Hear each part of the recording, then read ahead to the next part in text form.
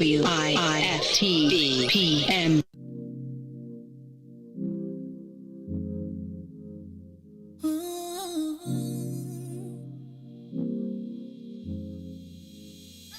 You see me, you see him, my best friend. He hold me down like ankles fighting the waves. Upon to my crime, yeah, I do time. Till I'm with you, I'll be counting the days. Yeah, ooh, been through so many things, but we always get through. Yeah, ooh, it ain't always perfect, but it's worth it. This is deeper than the surface. If I said I didn't love you, you and I know I've been frontin'. Wiped all my scars away like it was nothing. Took the parts of me I tried to hide and make them something, something. Like it was nothing. Ooh, so much, baby. Ooh, you know you drive me crazy. Ooh, you give me peace of mind.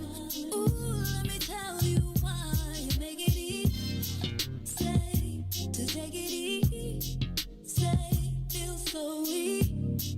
Say, easy to love. Say, to take it easy. Say, feel so easy. Say, easy to love. I never thought that I would give it to you, but now I don't think it's the time. I won't do it. I think it's cause the way you talk to me. Know how to say it without making me feel little. You're gracious even when you pop off on me. When you get done, I got a little something to drop off on you. Because you earned it with the time you took to put it that way. You got me liking to get put in my place. If I said I didn't love you, you and I know I've been frontin'. Wiped all my scars away like it was nothing. Took the parts of me I tried to hide and make them something, something. Like it was nothing. Ooh, so much, baby. Ooh, you know you drive me crazy. Ooh, you give me peace of mind. Ooh, let me tell you why. You make it easy. Say, to take it easy. Say, feel so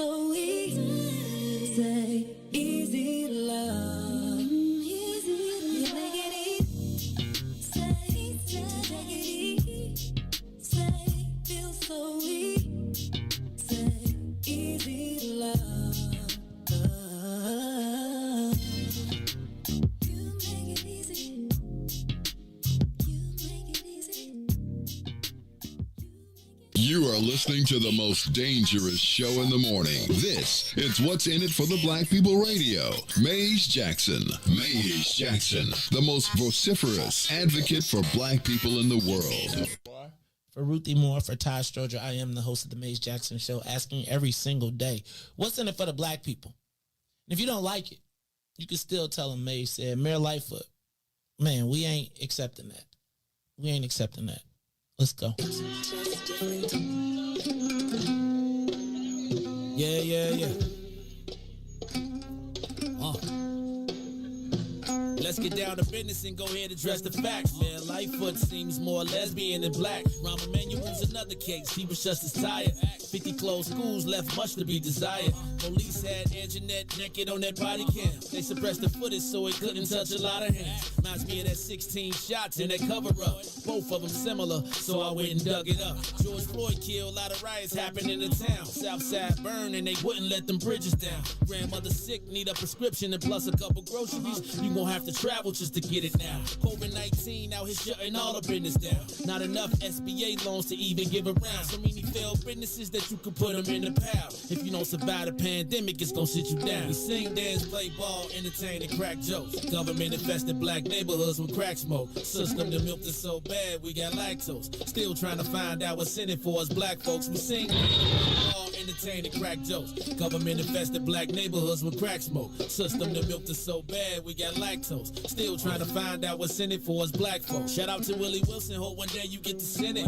We need some different players in the game to handle business. Too many shady characters like Madigan and Blago. But when you really break it down, it's typical Chicago. City full of gangsters, it's what the land was built on. Same streets with hood legends, DNA gets spilled on. Carjackers out here lurking, trying to get they steal on. Looking for a block to put them Hellcat wheels on.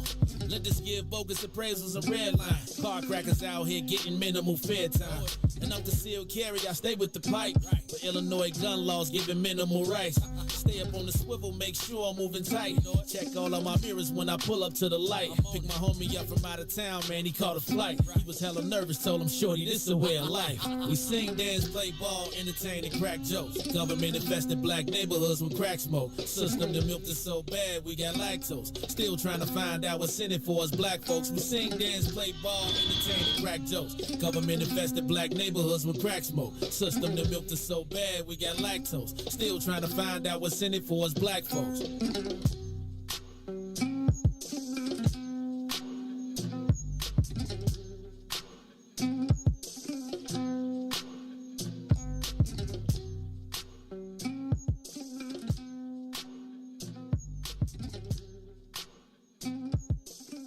Wake up, Chicago!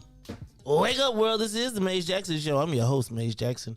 Got my co-host, Ruthie Moore, in the building. Ruthie, how you feeling this morning? What up? Ruthie, how you got a sheepskin on? It's Maze. Just don't act like the air ain't on up in here. Ruthie. Like it ain't cold. Ruthie, it's really not cold. You see I got my pastel When Pigs Fly shirt on, right? It's because it's nice and warm. It's like it's like I set it for 70. I feel like if you set that for 70, then it's an imbalance because it's freezing in here. Ruthie, 70 is like. It's not 70 though. It is 70. Not if you got cold air blowing directly on you. You don't have your vent is all the way over there, Ruthie. It's like it's really not that cold. I mean, but Ruthie, I think you be stunting. Like for real, I think it's like a prop because you literally got on a sheepskin. Not a prop. Like you be like, you it's got on cold. You got a sheepskin. Like I can see the cold. lamb. I always wanted one of those too. You're not gonna find it. It's out of season. You got to get it in the winter. I wanted one of those so that I could put my like sort of urban cowboy look together. So I was gonna wear one of those with a flannel with some Timbs, right? That's fall. Yeah, I told you I'm a fall dresser anyway. I prefer the fall anyway because I got the best clothes for fall. But Ruthie Moore, it is Wednesday, which means it's hump day. It seems like you almost ready to coat because on Thursday you actually I don't even know if it gets better because you were pretty chipper on Monday. Mm-hmm. Like so I don't know if I can expect more on Thursday or Friday because it's almost like you start expectations low. You won't be disappointed. There it is. You know what? I think that is the way. I've come to that I've come to that. Unfortunately, I do expect the worst, and then if good things happen, which they tend to do, then I just be like, I'm glad. But I do expect the worst out of people instead of the best. Except for you, Ruthie. Because you be like, come on, we can get this done. I feel like, were you the person on the team that, like, have you ever been, like, on the team where you was, like, way down? Like, scored, like, way down on the team, and it's like the team I've always been good. You know what? But that doesn't mean your team has always been good. Never hurt the team. I'm an asset. No, but I'm saying, has your team ever been down? If I'm on it, we good. Okay, I heard that. Okay, so I was gonna tell you a story. See? Okay, I'll go with it then. Never mind. Nope, never mind. Never mind. You killed it. Anyway, but I will tell you that my son's AAU team. I'm not supposed to talk about it, but it's like the bad news bears of AAU. They in development. Yeah, they are though, actually. And it's like you see all these guys with some talent somewhere, like if they was on the court in the hood, they'd be straight. But like they still haven't mastered the whole concept of, and so like it'd be fight. They all like you almost got to break them up from fighting each other on the floor on the court sometimes when somebody don't do something right or whatever. And then, so it was like we was down. They watching too much TV. Man, I'm so tired of these daggone. I wish the NBA would be off TV so these kids could stop being corrupted. I don't even know if it's the NBA. It's these small, mediocre YouTube sites that promote average players. Not average players, but promote antics over basketball. So, man. Because everybody want to get views and make the highlights and up their followers. Man. And now that they can get a sponsorship deal from it. It's a market for it. I'm telling you, we should be sports agents. We should I'd be be a college. good sports agent. I bet you would. I'm telling you, though. So, anyway, they were down. It was like a sliding, slippery slope. And it was like they was in it. Then they wasn't. And then it was like one of those moments where it was like they was up by 12. And then the next thing you know, it was like, what? Because I think they ran out of gas. And when they ran out of gas, it's like I see like all the other guys, like I quit. My son is like, come on, man. He's trying to play defense against 5 people. And it's like, dude. So anyway, but he just wouldn't give up. And so you remind me of he was like, we can still do this. But you never been on a bad team, so never mind. All right, so he kind of took the whole air out of the story. I was waiting for you to be like, yep, never give up, never stop fighting, even when the odds are against you. You was like, no, we just never. No, that's true. Those are all things you should do. Okay, Ruthie. That's what you tell the other people. You know what the worst part, though, is? I got to tell you the worst part is because I am the supreme talker in the stands. And so, but I've refrained this year from doing it because my son be like embarrassed almost. Like, because it's like literally I can fill up the gym, like solo, like fill the gym, like where people in 2 other courts are like, what the hell is going on over there? So I stop. And so when we go down and then you hear the other parents and they just like, yeah, all right, take them, son. And you be like, oh. But it is all to the good because I'm that person. I'm that auntie. Me too. It's hard not to be excited for your kid. And I be coaching. I be talking. I be cheering. But then I got like it's like, so I'm not a coach. I'd be like, why y'all doing that? Then he was like, Dad, because I had to break the press. I'm like, why you keep passing the ball to dude? I be the ref. I got to break. Oh, now the ref. I be everything. Me and the ref. Oh yeah, me and the refs it's either. How about this? My son goes to the trainer at the gym. We sitting there. He's working with this other kid, and the guy is sitting next to me, and he is like, "You look so familiar." And I'm like, "Oh, Maze Jackson show." I'm like, "You probably seen me on TV." He was like, "No, you that dude from St. Rita who be in the stands, talking smack." I'm a referee. And our kids, we were at the same train. He's like, yeah, we talk about you. Like, we've had conversations. The refs have had conversations about you. That dude. Yeah, I am that dude. But I have calmed down a lot. But can I tell you what I love the most about this is that he is forced to play. Like, there's no other point guard. So the fact of the matter is they might show up with 7 people, which means gut it out, dog. Sorry, I don't care. Keep playing. Oh, but now I feel like he gonna tell me he got a mental health issue. And Don't do it, Maze. And I'm gonna have to tell him, it's okay, son. Never mind. But you know what, low key, them halves don't even really be that long, so it ain't really that hard to play a whole game. They play 18 minutes. 2 18-minute halves, right? Yeah, but that ain't nothing. I hear you, Ruthie. I'm saying like we're development. We're in development. Remember how you talked about development? So it's like when you used to been like 5 minutes a game, 7 minutes a game. 18, total, you gotta pace yourself. 18, and you got the whole 18 up and down. Ain't no. And when you look to the bench, like when you gassed, and they be like, I don't know what the hell to tell you. You and then you the ball handler, so you bringing the ball up the court, and they like, we gonna press him because can't nobody else dribble. Yeah. It'd be like, It's a lot of pressure. I love it though. I love it. I love it. I love it. I love it. Anyway. All right, so it is the Maze Jackson Show. Did you all check out the Capitol hearings yesterday? Oh, wait, hold on. What up, Reese the Ruler? How you feeling, man? Blessed by the best. You already know the rest. Yeah, I'm blessed by the best, but you already know the rest. But, man, I was stuck on 290 for 40 minutes, man. That rain. No, people cannot drive. On 290 this morning? I was on 290 this morning. Because you can't. So from Independence all the way until Damon, you cannot do anything. So like from Independence to California, everybody getting off, and then you have to ride all the way to Damon to get back on. It was like 5 cars, and then one car is flipped over in the middle of 290 and everything. Man. Hey man, 290 be off the meat rack, Joe. I'm gonna tell you. 290, and it on the Dan Ryan, they be getting shot. On 290, mugs be crashing.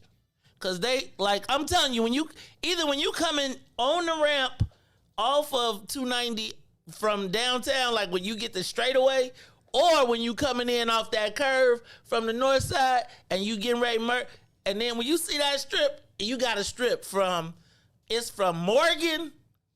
It might stop at Western. If you get lucky, that bad boy will go to Independence, and you like, don't let you get to the left. You get to the mugs and they be crossing 5 lanes to get to the left. All the way and over. it be, shoo. And let me tell you, I be like, you don't want none. You do not want it with your man right now. You do not want it. All right, y'all, this is the Mace Jackson Show. I'm your host. Yeah. So anyway, Reese, I was wondering what happened to you. I figured everything I said. You remember I said that the plan is until I say don't be.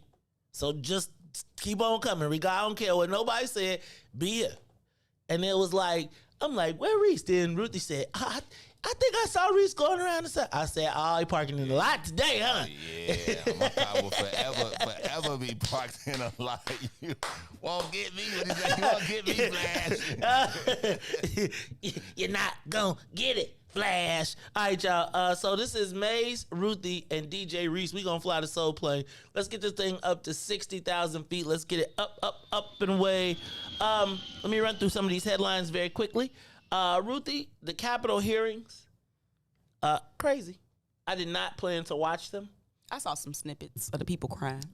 Yeah, I wasn't with the crying. But I'm gonna tell you, I got questions, and my real question is, like, I feel like that was a bigger plan, yo, and I want to know what called it off. Like, I feel like, like that, like somewhere in the mix, the FBI or somebody had, like, how the secret undercover Klansman or something. Where they was getting ready to do something real big, but somebody in the mix was in the mix messing it up. Cause listening to this testimony, they was ready. I think we could have actually seen some people hanging. Like, I think, I'm trying to figure out what stopped it all. So we're gonna talk about that a little bit later. Did you see the CDC says everybody need to mask up, vaccinated or not, if you in closed indoor environments? That's cause the people who ain't vaccinated ain't telling. And meanwhile, Mayor Lori Lightfoot kicking that Lollapalooza off. Who said that was the reason? What? Because unvaccinated people ain't telling. Oh, I did. I just made it up. Okay. I think that, what it is the Delta virus. Don't y'all hate that it's the Delta virus? I don't even call it that. I call it the shh. I want to go back to name them after the place where they found them. The China virus? No, this one was from India. India. That's where the Delta variant came from. Did you hear the Europeans are complaining that Joe Biden is still keeping the Trump travel restrictions on? Well, I'm just saying though. So here go my thing, yo. It's harder to put them on than it is to take them off. Why do I feel like, okay, while he said them politically incorrectly, he said a lot of truth that's coming back around all the way full, like the China. Like you see, Facebook stop blocking when you say China virus, right? Because they was like, well, as we continue to expand the coverage, we do find that. Then maybe this is not fake news. All right. Chicago adds. There's 14 states now on the Chicago quarantine list. You think they're gonna be stopping people at the airport as they flying in for Lollapalooza this weekend? No. No quarantine. Like, so if you get off the plane who got the manpower? I'm saying if a plane lands from Austin, Texas, it's supposed you came from Austin. Like it's the honor system. No, it's gonna be like this way, right this way. Let me see you, or right this way. Like very soon, I got a feeling you gonna get off the plane. And it's gonna be like, show your card. Use these vaccine passes. You see, they having them in Europe, and the Europeans are snapping. Like they like, look, we ain't staying in the house no more. This vaccine thing getting ready to be like the new mark of the beast. Man, y'all gonna be mad. We've been talking about these vaccine passes and how China been using them. I didn't know you told me China was using them. That's them the people that been using them. Man, just think you ain't gonna be able to go to no games, no parties, no concerts without being able to show your. Don't get act like you won't I doubt do it. It's maybe, but you see what's happening. People protesting against stuff like that. People looking for a reason to get out here before the summertime over. And tear some more stuff up. Not tear some more stuff up. That's why we having Lollapalooza, and then they sending everybody back home because the black event is the next week. They gonna be like, ain't no Bud Billiken. They gonna be like, Lolla, white people ruin every damn thing. Meanwhile, they gonna cause the spread of, they gonna say, look, the mayor gonna shut everything down after she have Lolla. She already like, I ain't running again, so what y'all gonna do? The Maze Jackson Show. Let's do this. Let's welcome our WBGX 1570 AM live listeners. Welcome WBGX 1570 AM live listeners. This is the Maze Jackson Show. You can pick us up on WBGX every weekday from 6:30 to 8. Now don't forget, we still are a 6 to 9 show. You can just get your radio fix on during that time. All right, look, Ruthie, DJ Reese, Maze Jackson in the studio. We're going to take a quick break, and when we come back, we're going to get some news, traffic, and weather, quick song, and then we're going to get into the rest of these headlines plus the social media question of the day. We'll be back.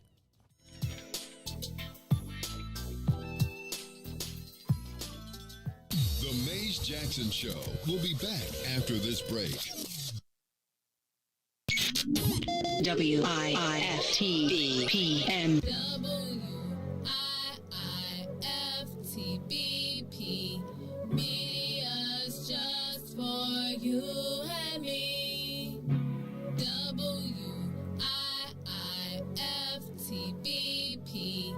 Media's just for you and me.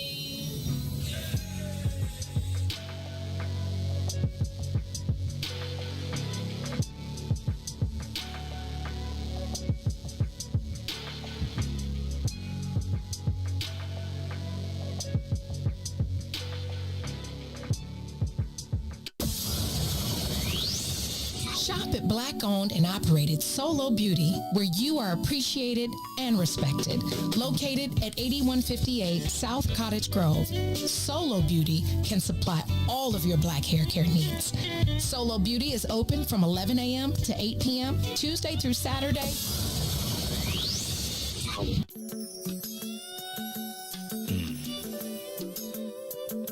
You sure looking good tonight, baby. I just wanna make sweet love to you tonight, baby. If you don't mind, let me tell you. Hey there, sexy lady of my dreams. Can I have you here with me? I just wanna love you down. Yeah. I'm making you scream my name. Oh, loving your body. I'll be kissing your body. And I'll be caressing your body. Oh, baby. Just come on. Loving your body. I'll be loving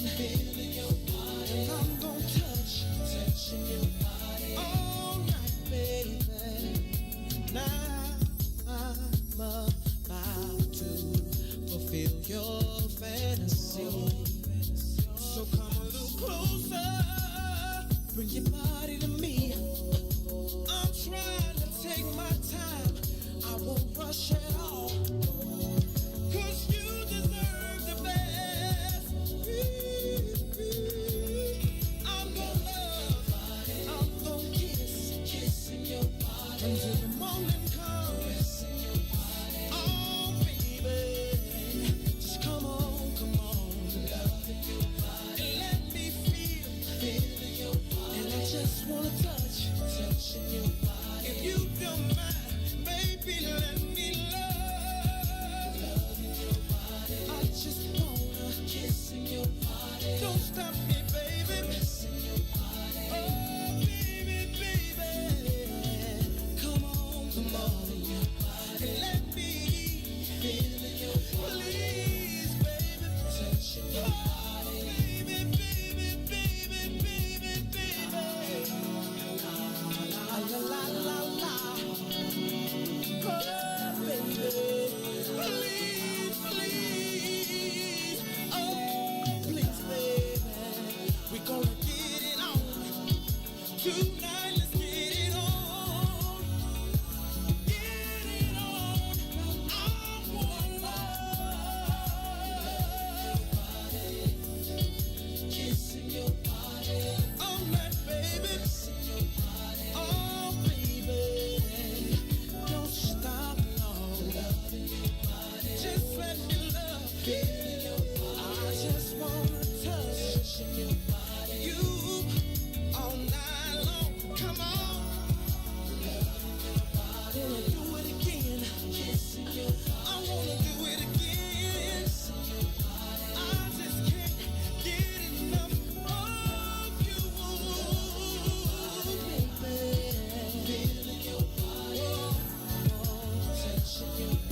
I just wanna feel you tonight, baby. Makes me love. If you don't mind, if you don't sip a little wine, spend a little time. Ooh, I wanna make me love. Ooh, I wanna make me love. Ooh, I wanna make me love. And now, traffic and weather.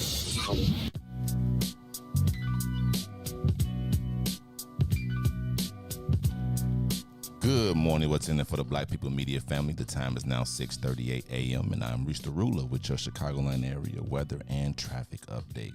On the Kennedy, O'Hare to the Loop, 28 minutes. Outbound to O'Hare, also 28 minutes. On the Eden, inbound from Deerfield to the Exchange, 30 minutes. Outbound from the Exchange to Deerfield, 27. Eisenhower from Thorndale to the Loop will be 68 minutes. Back out to Thorndale, just 36. Stevenson from I-355 to the Dan Ryan, 50 minutes. Back out to will be 37. Bishop Ford from I-80 to the Dan Ryan, 42 minutes. Outbound, 28 minutes. Dan Ryan, 18 minutes to the Loop, 15 minutes to 95th.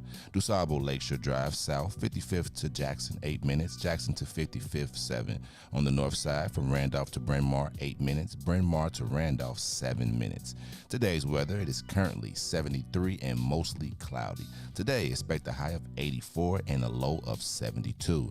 I'm Reese the Ruler, and that is your weather and traffic update. Now back to Ruthie and Maze on the Maze Jackson Show.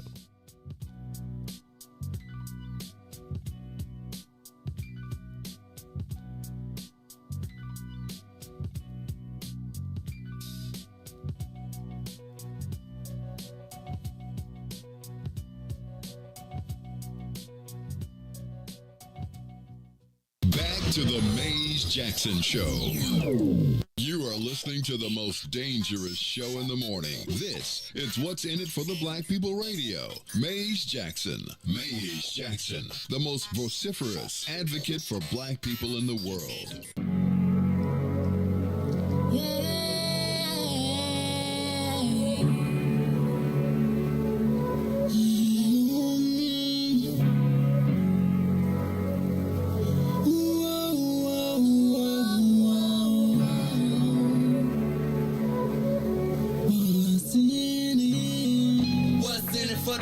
People, cause economically we are not equal. Waking up to lies, can't doze no more. I told y'all, yeah, this is a dangerous show. Don't go to church if you ain't trying to help us. Don't even try to be around and can't protect us. We see the lies, not other politicians. We need money and no symbolism. It's Maze, it's Sonia, and Ruthie, and Todd, explaining how we all come from God, giving us tools to beat the odds. If we're united, our movement gon' do nothing. We gotta do something, we gotta stop running. It's time to confront the problem. Really, you expect your oppressed to solve them.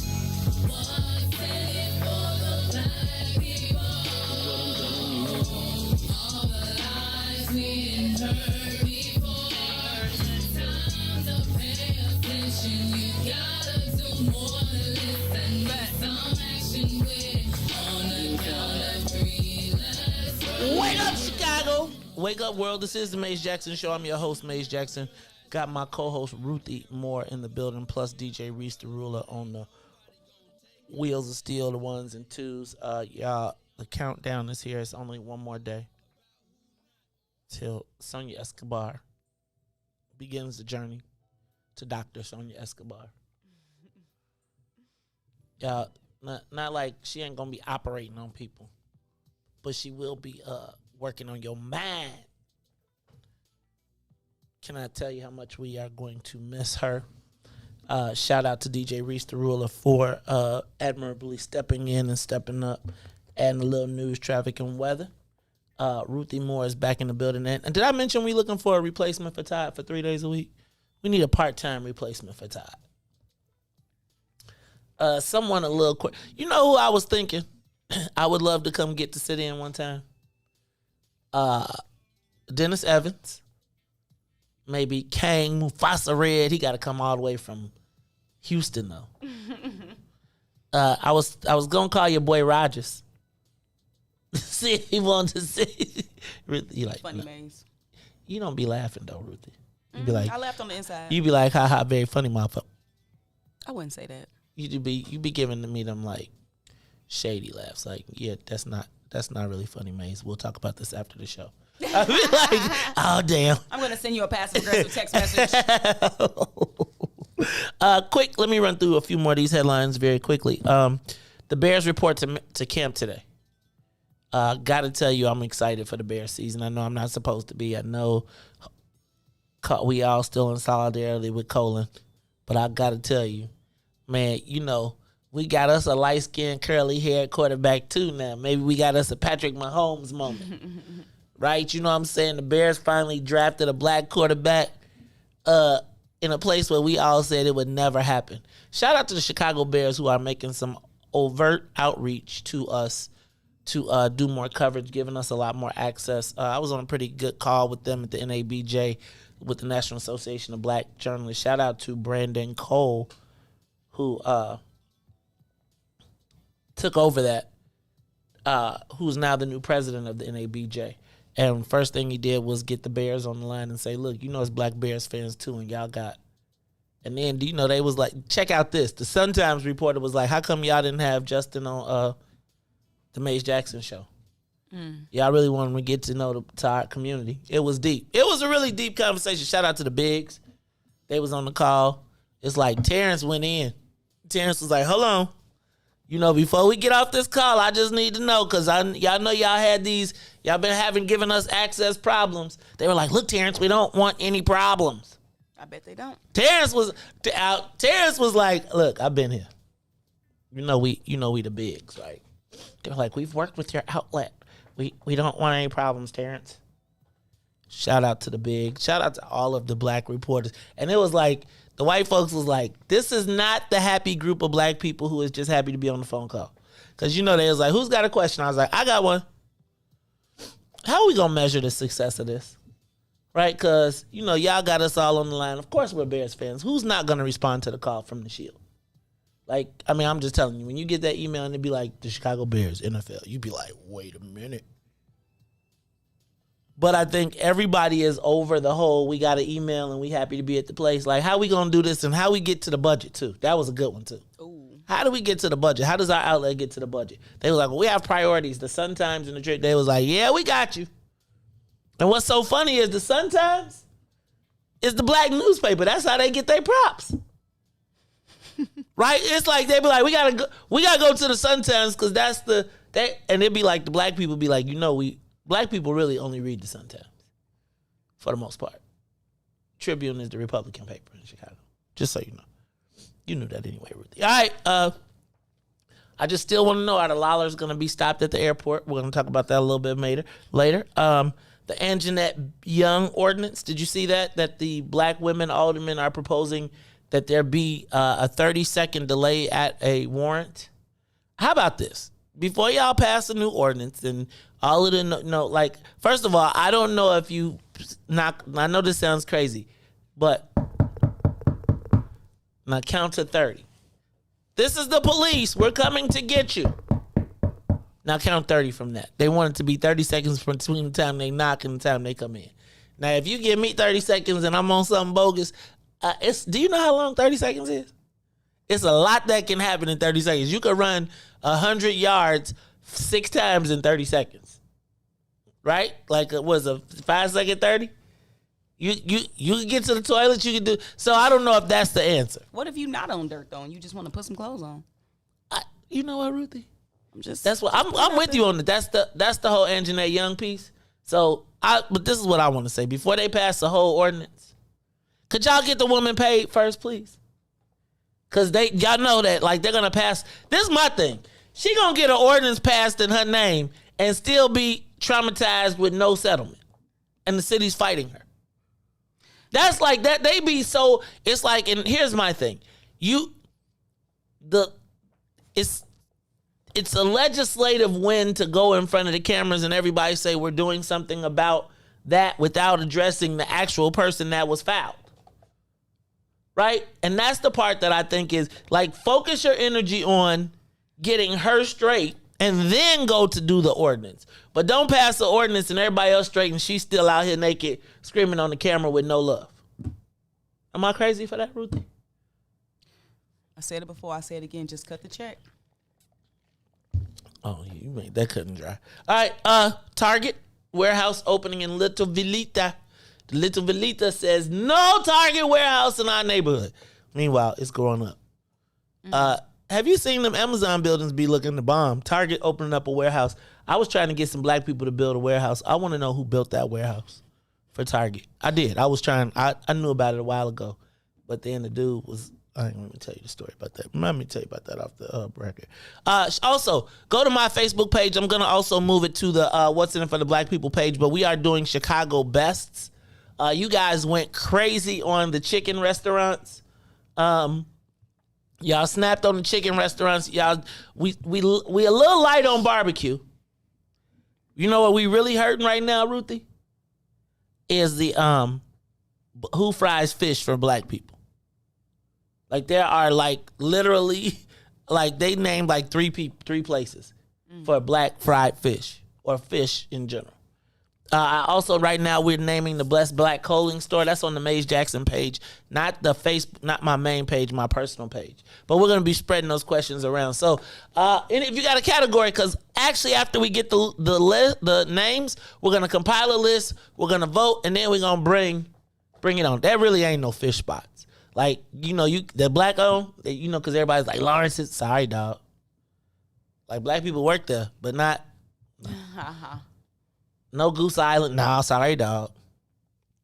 So all I want to know is, we're going to be doing the best blacks list, but What's in It for the Black People presents its best blacks list. We're going to do all type of categories. Who is the best black psychologist? Because we need that. Mental health to drive you. Did we talk about Simone Biles? She withdrew. We're going to talk about that a little bit later. Because I got questions. Don't side on me. I got questions. No shade to Simone Biles at all, but I do have questions as we move into this mental health era. I went to duels before. It was not the bomb to me. It was I think I saw somebody else. It's that's maybe a West Side thing, but they just don't put. I don't like sweet fish. I don't like sweet cornmeal. I want my junk to have a little salt and a little, Harold's making fried fish, but it's I told you, it's dark. It's they don't have the light fluffy fried fish that when you have your It's chicken fish. Yeah, it is chicken fish. Ruthie, what you know about chicken fish? That was a joke on Comic View, when I was younger about I how didn't you watch use Comic the same View. grease.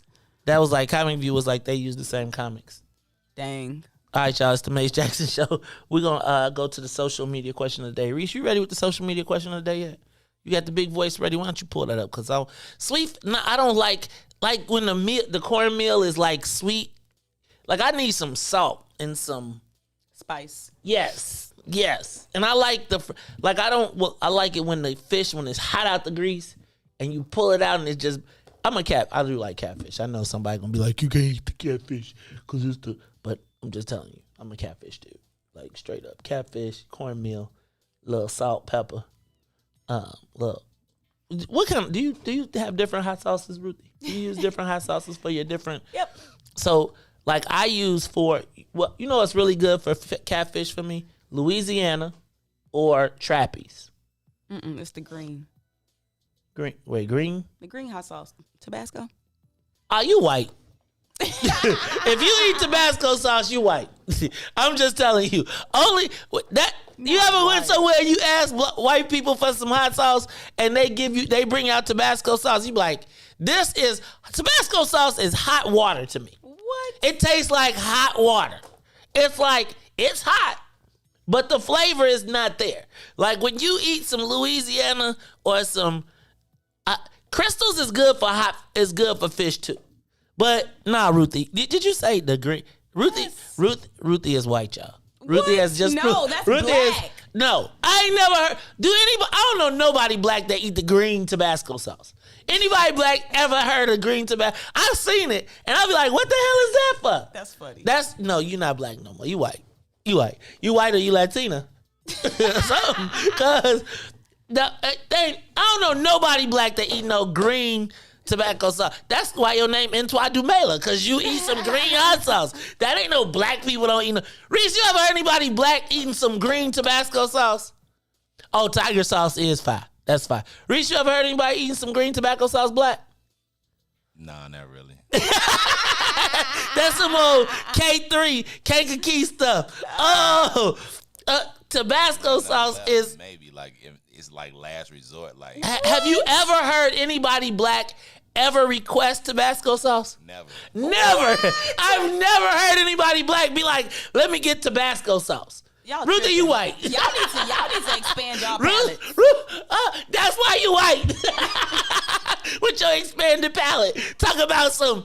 I'm mad at you. Ruthie said it tastes good on fish. Ruthie. It really does. Did you learn this during the DePaul era? Did you learn this with a hockey jersey on? Oh my God. It's a hockey sweater. That's right. It is a hockey sweater. I used to always correct people on that. I got me a hockey jersey. Actually, it's a sweater or a t-shirt. Yeah. And Entwa Dumela, you over on the east side anyway, so you know you probably got introduced to it. Cause you know you right on the line across the street. Across that diagonal street, you know, it'd be like, I ain't gonna even go there, but you already know how it is all the way southeast. You on the southeast 10th Ward action. You already know what it is. Somebody probably said the smoked fish. It's good, but it ain't like no. Anyway, y'all. Ruthie, I can't believe you said green Tabasco. I've never in my life heard anybody black request Tabasco sauce.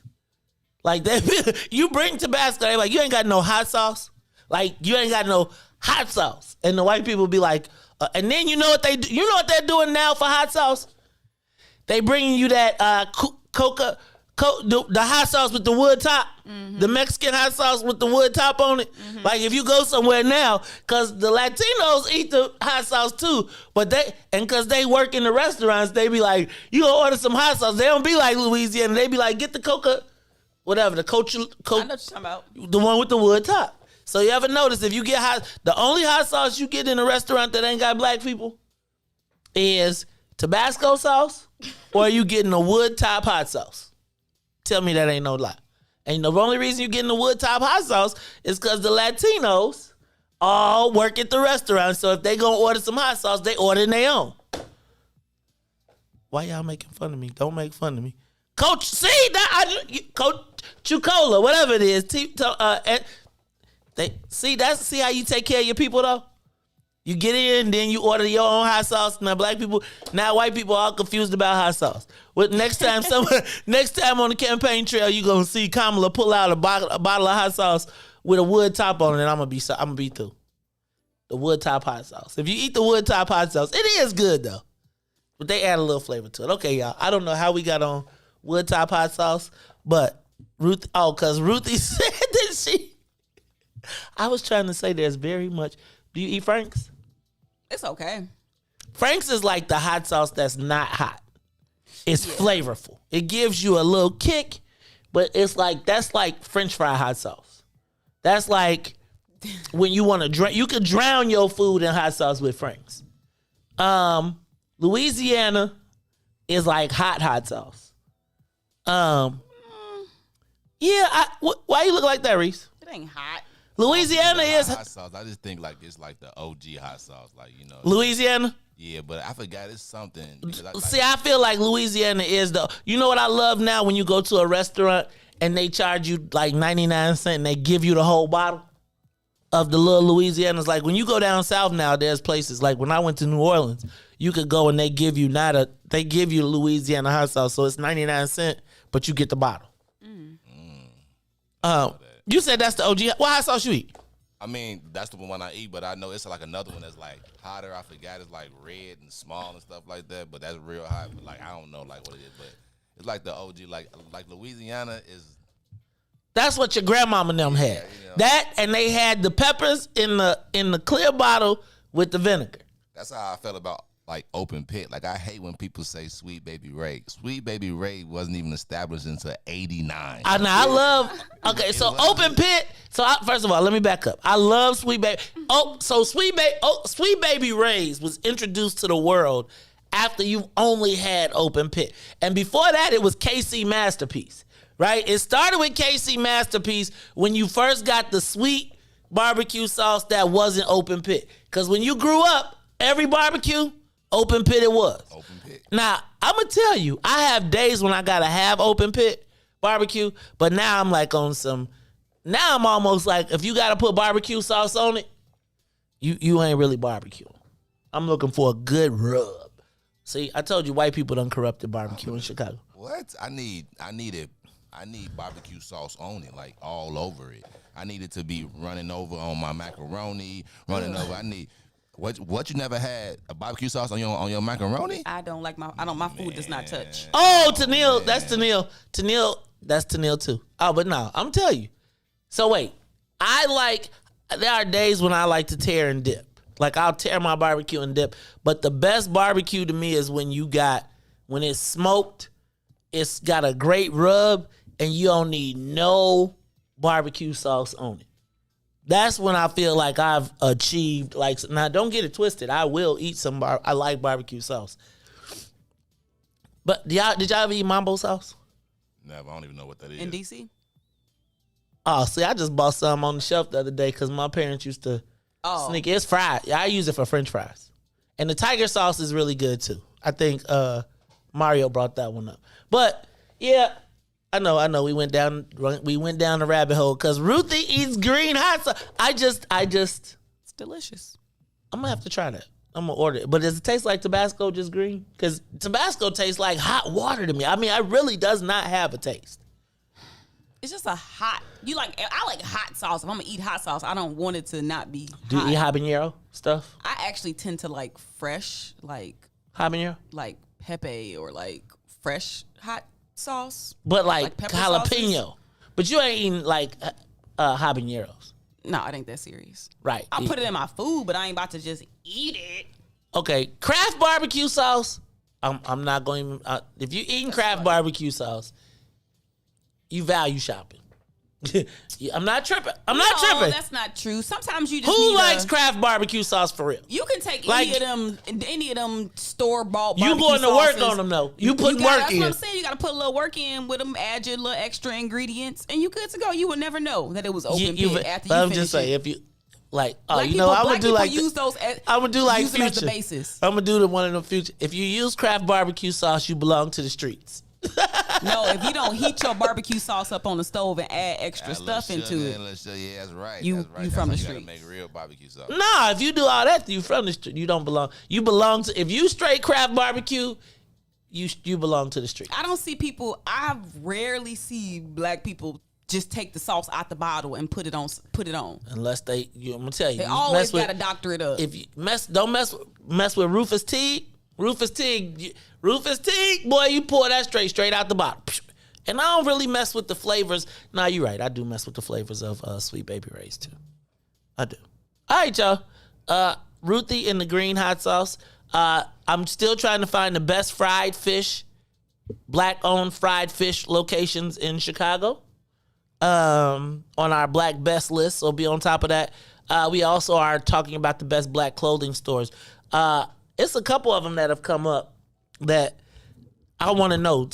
Carrie asked, could we break them up and say men's and women's? Put them all up there first, and then we'll break it up into men's and women's. All right, y'all. It's the Maze Jackson Show. We did not ask the social media question of the day, which was who is Lollapalooza important to? Like, who is it really? Like, I feel like we put a lot of emphasis on Lollapalooza, but I want to know, like, for who? Because I would say that most of the people that come are from the suburbs, wouldn't you? Suburbs. And so let's talk about it all when we come back. Look, it's the Maze Jackson Show. Plus, we are also going to talk about the CDC, and we're going to open up the phone lines because we have Activist has a $2.5 million grant opportunity. So they're asking black organizations to submit a proposal. Ruthie, you need to submit a proposal for us. So because they got to spend $2.5 million by Friday. Right? So we need black folks to help them submit a grant. You got your order, you got your paperwork in order. You too can get a grant. We'll be talking to Activist very shortly. It's the Maze Jackson Show. We'll be back after some traffic, weather, and Reese, let's hit Dante now. Then let's go to traffic and weather right away because we got a lot to talk about in the 7 o'clock hour. It's the Maze Jackson Show. This is now your man, Dante Hall. Now, don't forget, y'all, we about to have a 7 o'clock hour competition coming up in the next week or so. We'll be back.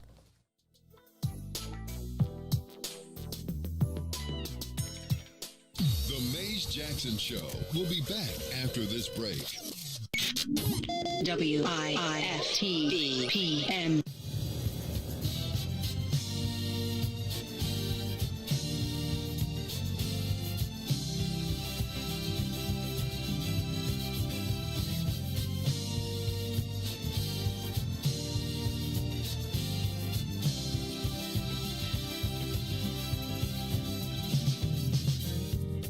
What about my love? Seems you have forgotten us.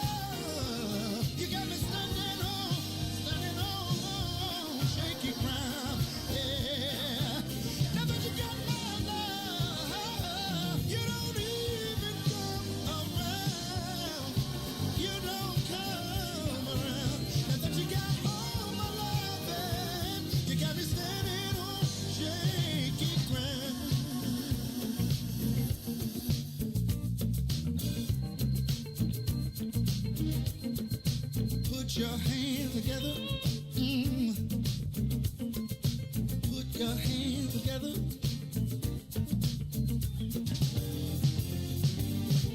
Before you leave out the door, before you leave out the door, baby, won't you change your mind? Really wish you would change your mind. Now that you got my love, you don't even come around. Now that you got my love, you got me standing on shaky ground. Now that you got my love, you don't come around. Now that you got all my love, you got me standing on shaky ground.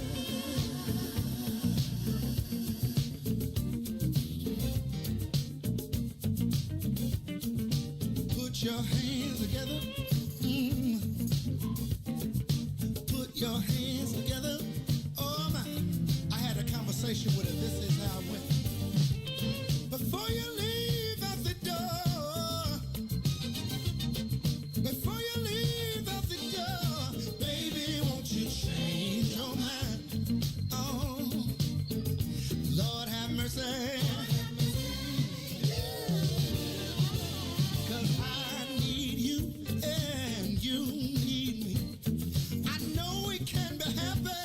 Just wait and see. Baby, won't you change your mind? I'll do better if you change your mind. Now that you got my love, you don't even come around. Now that you got my love, got me standing on shaky. Now that you got my love, you don't even come around. Now that you got my love, you got me standing on shaky ground.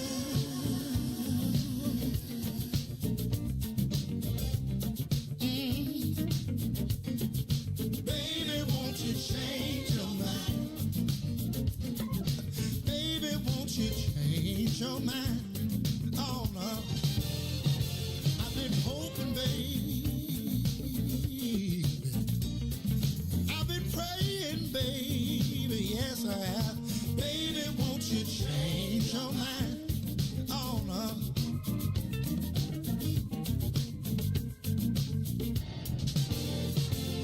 I've been hoping, baby. Yeah. I've been praying down on my knees, praying that you change your mind. Oh, Lord have mercy. I'll do better if you change your mind. And now, traffic and weather. Good morning. What's in it for the Black People Media family? The time is now 7:11 a.m. and I am Reach the Ruler with your Chicagoland area sports, traffic, and weather update. In sports, the White Sox get some get back last night. They were in action against the Royals in Kansas City. Eloy Jimenez hits a 3-run blast in the 8th to lift the Sox past the Royals 5-3. Cubs at Wrigley against the Reds.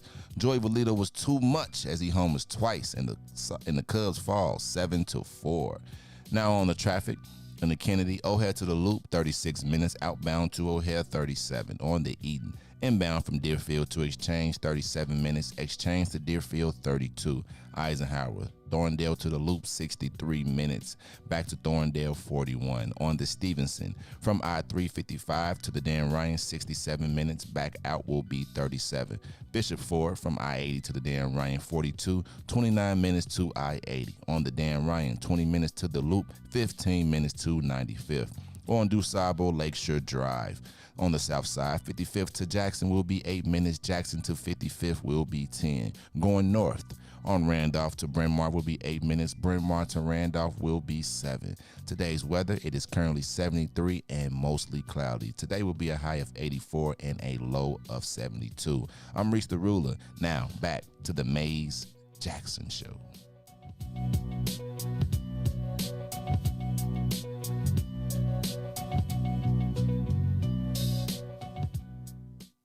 Back to the Maze Jackson Show. You are listening to the most dangerous show in the morning. This is What's in It for the Black People Radio. Maze Jackson. Maze Jackson, the most vociferous advocate for black people in the world. For Ruthie Moore, for Todd Stroger, I am the host of the Maze Jackson Show, asking every single day, what's in it for the black people? And if you don't like it, you can still tell them Maze said, Mayor Lightfoot, man, we ain't accepting that. We ain't accepting that. Let's go. Yeah.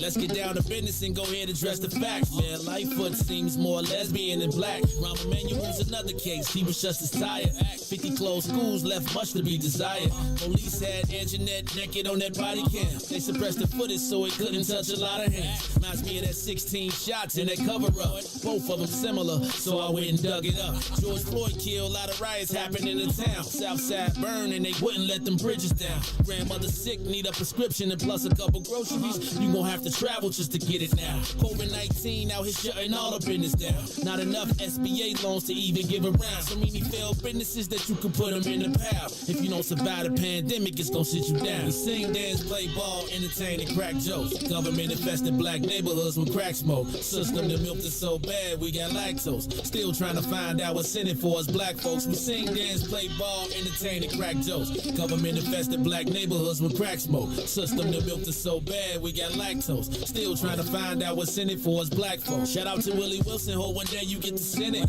We need some different players in the game to handle business. Too many shady characters like Madigan and Blago. But when you really break it down, it's typical Chicago. City full of gangsters, it's what the land was built on. Same streets with hood legends, DNA get spilled on. Carjackers out here lurking, trying to get they steal on. Looking for a block to put them Hellcat wheels on. Let us give bogus appraisals a red line. Car crackers out here getting minimal fair time. And I'm concealed carry, I stay with the pipe. For Illinois gun laws giving minimal rights. Stay up on the swivel, make sure I'm moving tight. Check all of my mirrors when I pull up to the light. Pick my homie up from out of town, man, he caught a flight. He was hella nervous, told him, shorty, this a way of life. We sing, dance, play ball, entertain, and crack jokes. Government infested black neighborhoods with crack smoke. System that milked us so bad, we got lactose. Still trying to find out what's in it for us black folks. We sing, dance, play ball, entertain, and crack jokes. Government infested black neighborhoods with crack smoke. System that milked us so bad, we got lactose. Still trying to find out what's in it for us black folks.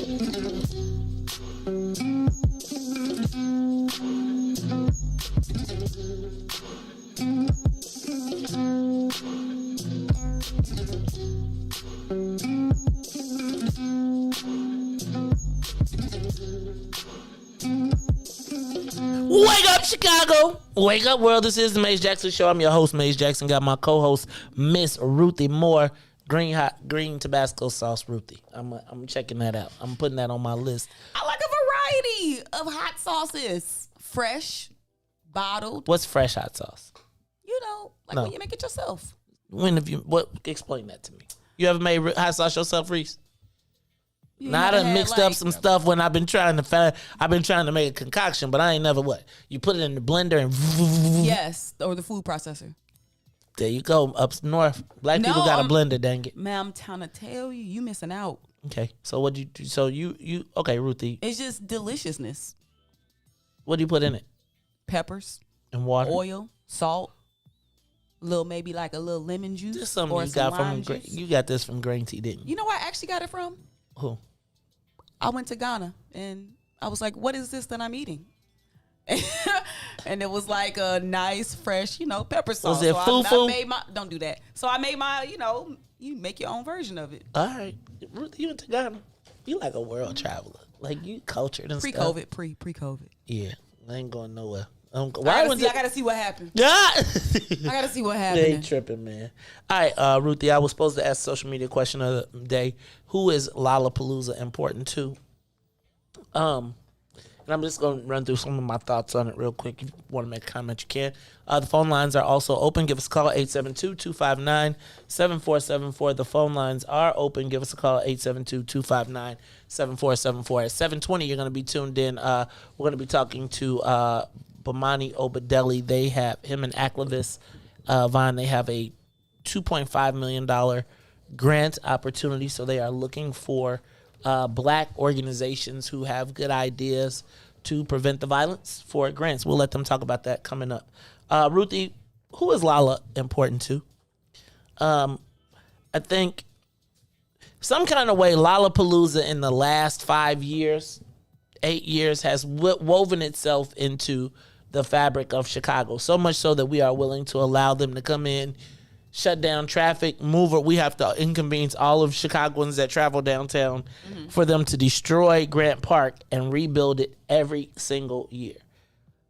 What makes Lollapalooza that important? What about Lollapalooza? Is it just because of the bigness of it? So many artists. I mean, I feel like that party on the lakefront was somebody's vision while they were high, right? And it goes to the things of stuff that's capable for white people. Because can you imagine somebody saying, we want to put, I'm going to use the chosen few in Grant Park in the middle of the summer, right? Like they about to move them.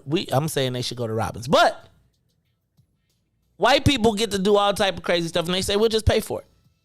Who is Lollapalooza important to in Chicago? Do you think it's important to Chicagoans? Lala? Yes. What Chicagoans? Lolla is, well, it was, I don't know what it is now, but it was the time where Chicago could show off the beautiful lakefront. Could show off. Chicagoans? No, it's the people who come from outside of the city. Okay, so Salim says it has international status and puts a global shine on Chicago. That's really what, to me, that's it's part of the global city imagery. So it's part is yes, if we want where Chicago, the city gets to show off. Okay. Do Chicago kids go? A lot? I mean, I don't think that so I feel like when I hear when I hear Chicagoans talking about going to Lolla, and maybe, obviously I'm not the Lolla group, but it's usually parents of not wealthy, but of... You gotta have a little money. But the people I hear talking about going to Lolla in Chicago are the Chicago version of the people who come from the suburbs, almost. And when I say that, I hear it's almost like a status symbol. It is. For parents to be able to say that my kids are going to Lolla this weekend and we're going to get them a hotel room and they're going to go down there and puke and do drugs and act like we're going to act like... Them neck badges is gold. They might be wristbands now, but... those it's a status symbol. The T-shirts, everything about it. It's a brand. The hotels, the restaurants, and the vendors, they make money. And the drug dealers, the underground economy be popping too. What drugs? You think? Check this. Underground economy be popping. Well, they might crack down now, but they used to be popping. The underground. What I saw yesterday, they had a warning for the kids attending not to get fake drugs. To be careful about the drugs that they... This is on the news. Be careful on the drugs that you take. Fake drugs. So don't not take drugs. Right, just the fake drugs. We want you to be careful of the drugs, counterfeit drugs that you'll be taking there. Check this out. Did you see that the cannabis companies have curated cannabis blends for depending on what stage you're going to be at? The cannabis dispensaries are about to make a killing, but they basically are releasing Lolla cannabis playlists.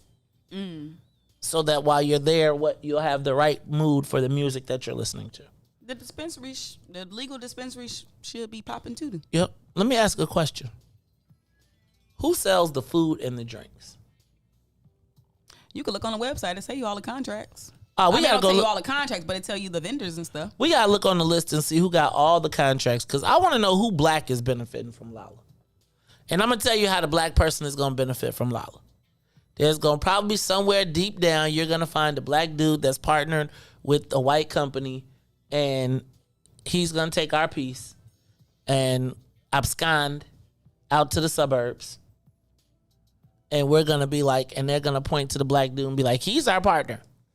And I just want to say, like, I just think it's kind of crazy that all of this, like, I want to know who are the black businesses that we know that are going to come up. Like, who got the contract to print the banners? Who got the person to print the T-shirts? Who's selling? What black vendors do we have that's down there cracking? Meanwhile, you can't get no Taste of Chicago on the go. Man, please. Who is Lala important to? Is it important to what's happening in Chicago right now? Well, yeah, because remember they gave out those free tickets for people who took the vaccine. Uh-oh. That's why they ain't canceling it. Oh, then I need a cut. How oxymoronic would that be? Say that one more time. Say that one more time. I said, can't remember the city gave out all those free tickets for people attending Lollapalooza for taking the vaccine. So how oxymoronic would it be to cancel Lolla because of the uptick in the virus when they was encouraging people to take the vaccine to get the tickets? Uh-oh, I just heard a black person we know got the contract with Lolla. Okay, so I'm going to stop. That's good because we know that the person that got it does do right by black folks. So I'm going to chill. I'm going to chill because I heard our cousin. So we going to have to be cool because it could be somebody we know. So we just going to have to hold you accountable though. But it's all good. So knowing that, I'm going to, what do you say, Ruthie? Expect the worst but hope for the best. Cousin, you better do right by the black people. That's all I got to say. That's all I got to say. All right, y'all. But I'm just telling you, we cannot judge the success of Lolla until 2 weeks later. Why? Because that is the incubation period of the vaccine. Reese, are the phone lines open? I'm not vaccine. We got somebody on the line? All right, we should. So, ladies and gentlemen, I'm going to pause this conversation right now because, as you all know, we have a public health crisis in Chicago, the public health crisis of violence. And as much smack as I talk, yesterday I had a nice, good conversation regarding the violence in Chicago. Reese is trying to get you, so hold on, brother. But on the live line, we're going to be talking to Bomani Obedelli. He and his organization, Bomani Obedelli and our guy, Levon Stone, are part of an organization called Aclivis. And they have been awarded about $2.5 million in grant funds that they are going to be granting out to Chicago-based community organizations. So yesterday after our long conversation, we reached out and he was like, look, we want to partner with local community organizations because we have some of the violence prevention money. Reese, are we good? All right, so on the live line, welcome to the Maze Jackson Show. You have heard us go at it for years and years, but now we are going at it together to get our community together. Welcome to the Maze Jackson Show, Bomani Obedelli. Obedelli, you there? Yeah. Good morning, Maze and Ruthie. Good morning. Thanks for having me on. So Activist Inc., which I'm the director of community and civic engagement for, is ran by Levon Stone Sr. Started Activist probably Von and Dr. Joseph Strickle started Activist about 10 years ago. It lay dormant while Von rose through the ranks of ceasefire, then turned to field violence, where Von was for 5 years, the last 5 years that they were actively doing direct service in the city of Chicago. Von was the Illinois State Director for Cure Violence. And so ceasefire decided, or Cure Violence Strike that decided with the Maze 3 years ago to get out of direct service in Chicago, Illinois, and become ceasefire, Cure Violence Global. And so Von then made a decision was made by people beyond our reasoning. They decided to transfer all of the activities and the agency workers and merge them with Metropolitan Family Services, who's been around for over 100 years doing traditional, after-school program, child welfare, and some other things, but they were never in the violence prevention arena up until 3.5 years ago when that transition happened. And we created this model called CP4P. And so Dr. Strickland and Levon decided at that point that they were going to dust off activists and put it to work. And, because they've had the lived experience and the scholarship and the history of doing violence prevention work, and certainly they had the credible individuals that were already working with them at Cure Violence. They decided to go and build their own African-American-led organization. And listen, the Illinois State Black Caucus saw that.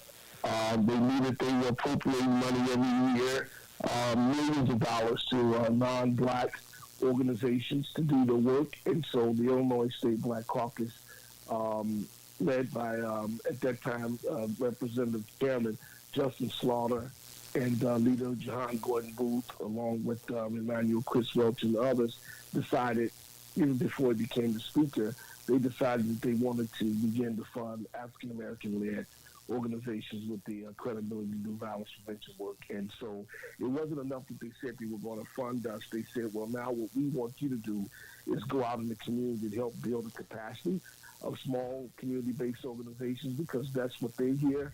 A lot of groups say that they're out there doing the work, but they're never able to get any funding. So our first year was last year, where we granted out $1.5 million in funding to community groups through a partnership with the Illinois Criminal Justice Authority, ICJA. That's where the money comes from. And so this year, when we went back for reappropriation, they said, well, there wasn't enough money you guys granted out. We want you to grant out more. So this year we're granting out $2.5 million. That is a notice of funding opportunity, because these are quasi state and federal funds. It has to go through a NOFO process. So NOFO is the notice of funding opportunity. The grants will range from $50,000 to $275,000 max. You have to be an organization that's doing some work around violence reduction. You have to have a 501c3. You need to have a DUNS number, a CAGE number. All those things you can get if you go on to either the Illinois Department of Human Services website and put in GATA, GATA, and become GATA certified. Or in the remember, some people may already have DUNS numbers as 501c3s. But the good thing about that, if you call us, we will help you. That's the other thing. We are like an assist agency as well. And they won't let us be a fiscal agent for this grant, because it's hard to be the fiscal agent and the grantor. But we can function in that space as well, as helping organizations who need fiscal support and fiscal management outside of the ICJA process. So you can give us a call at 312-766-7145. Again, 312-766-7145. And someone will get back to you even today if you need assistance in just kind of directing you. And if you want to get the NOFO, for any of your listening audience who want to get the NOFO, it is ACCLIVUSINC.org. ACCLIVUSINC.org, O-R-G, and you click on the notice of funding opportunity. But you can check out our website and look at staff. I will be clear with you. I and Vaughn do not participate in judging any of these proposals. We've officially recused ourselves because we're in the community so much. So it's people like Dr. Joseph Strickland, Dr. Lance Williams, Dr. Sherry Rifai, and others, and other external partners that we have looking at the proposals and scoring them. There's a metrics which is used to score them. I think last year we funded some really good groups like Girls Like Me. We had groups like the Youth Peace Center of Roseland.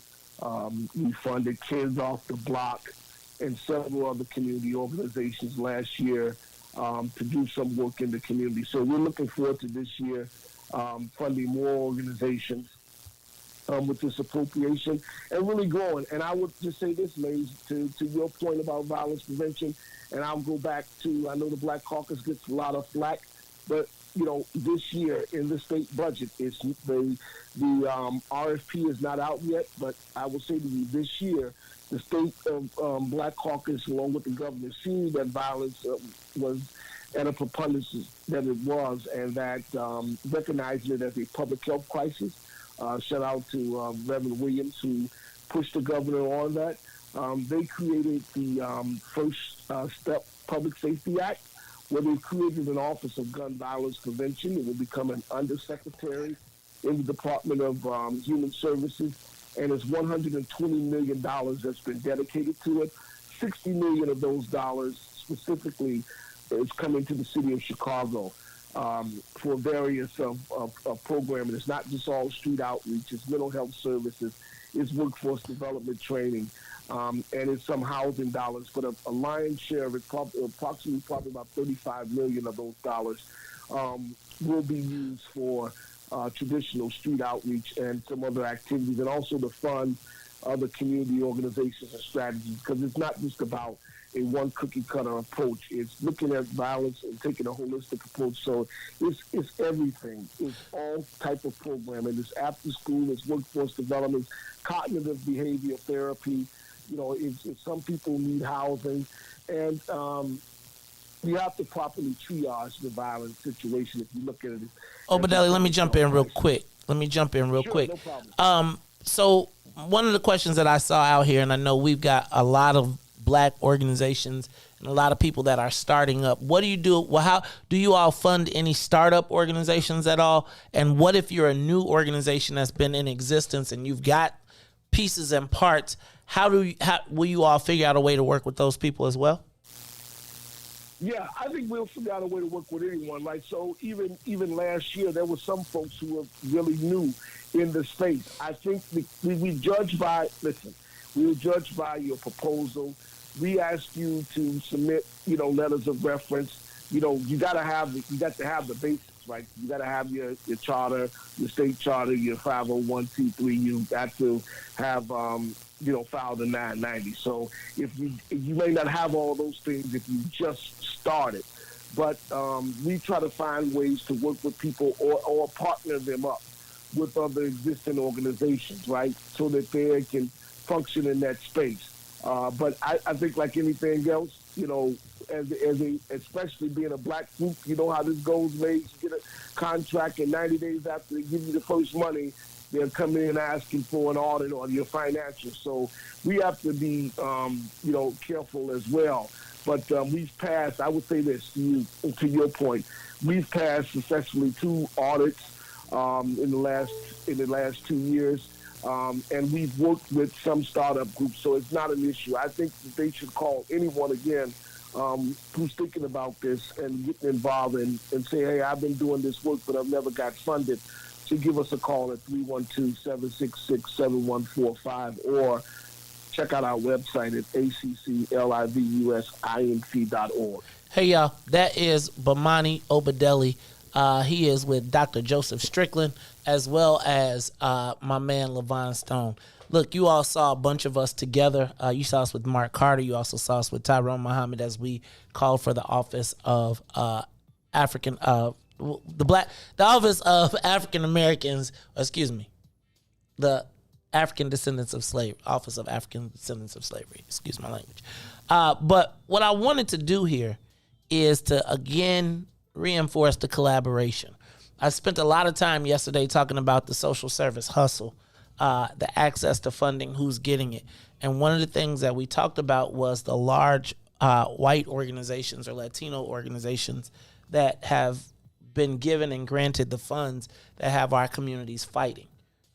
Here is an opportunity. Yesterday I talked to Obadeli as well as Vaughn, and we got an opportunity and access to the funds. Now, they got to give away $2.5 million this week.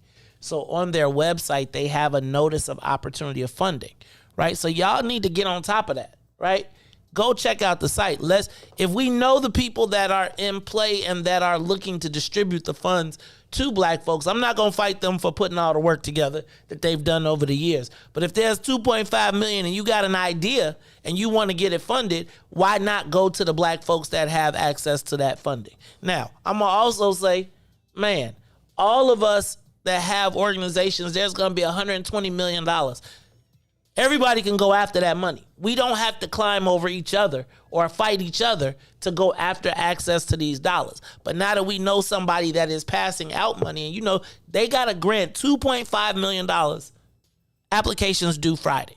If you got a plan, you got a program, don't talk about it, be about it. That's all. Ruthie, do you got a 501c3? I think we got it. I wish. I'm about to go start me one. Hey, I think we need to start us a 501c. What's in it for the black people 501c3? Because then maybe we could write some of this stuff off. Look, it's the Maze Jackson Show. That was Bomani Obadeli Activists Inc. Check them out. Go on their website. They have a notice of funding opportunities. They said from $50 to $275. That's a lot of funding, Ruthie. You know I could do a $50,000? I could pay you a salary. You'd be like, that Gotta ain't get it enough. by Friday, though. Well, let's put it together. Look, it is the Maze Jackson Show. We're going to take a quick break. And when we come back, we'll continue our conversations. This is the Maze Jackson Show. Oh, DJ Reese the Ruler, for our music, I do want throwback. But it's the Maze Jackson Show. We'll be back.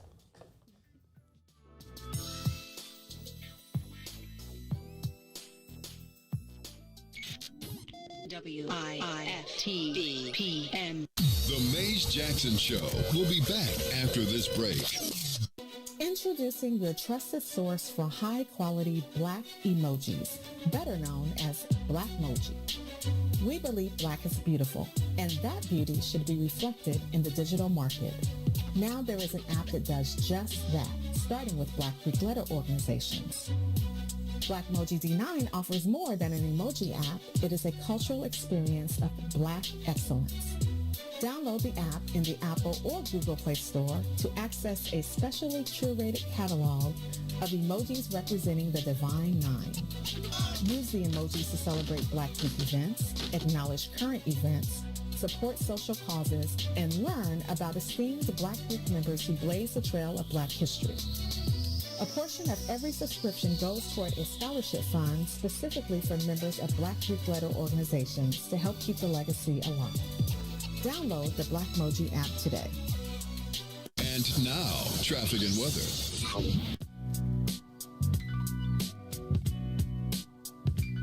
Good morning. What's in it for the Black People Media family? The time is now 7:39 a.m. and I am Reese the Ruler with your Chicagoland area sports, weather, and traffic update.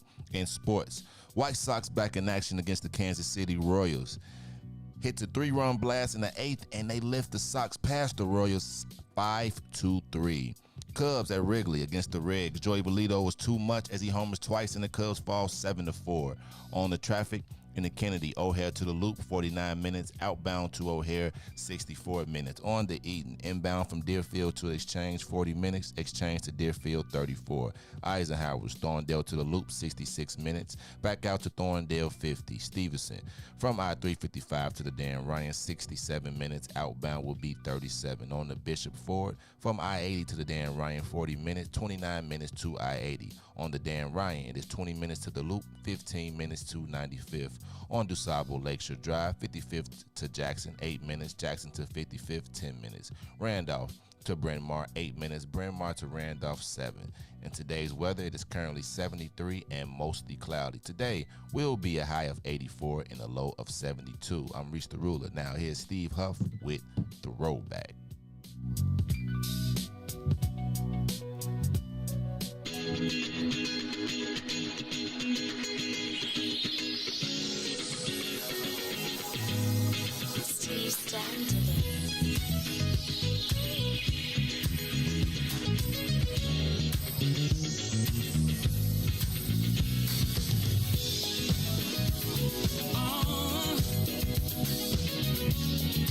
Let's reminisce, yeah. Woo.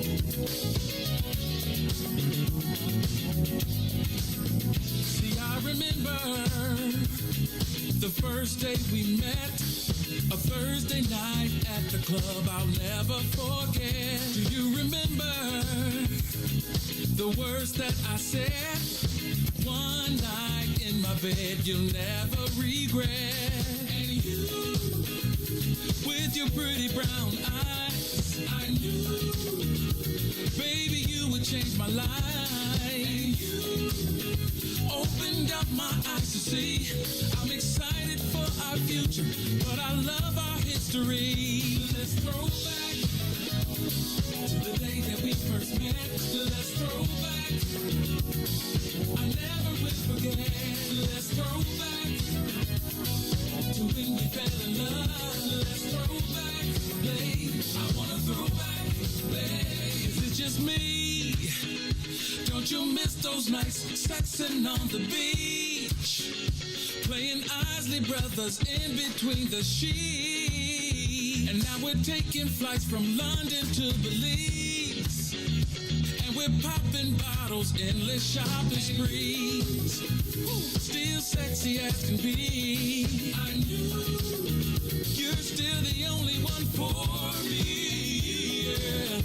I'm feeling lucky as can be. I'm excited for our future, but I love our history. Yeah. To the day that we first met, let's throw back. I really wanna know. Let's throw back. Let's go back. Let's throw back. Let's go. I wanna throw back.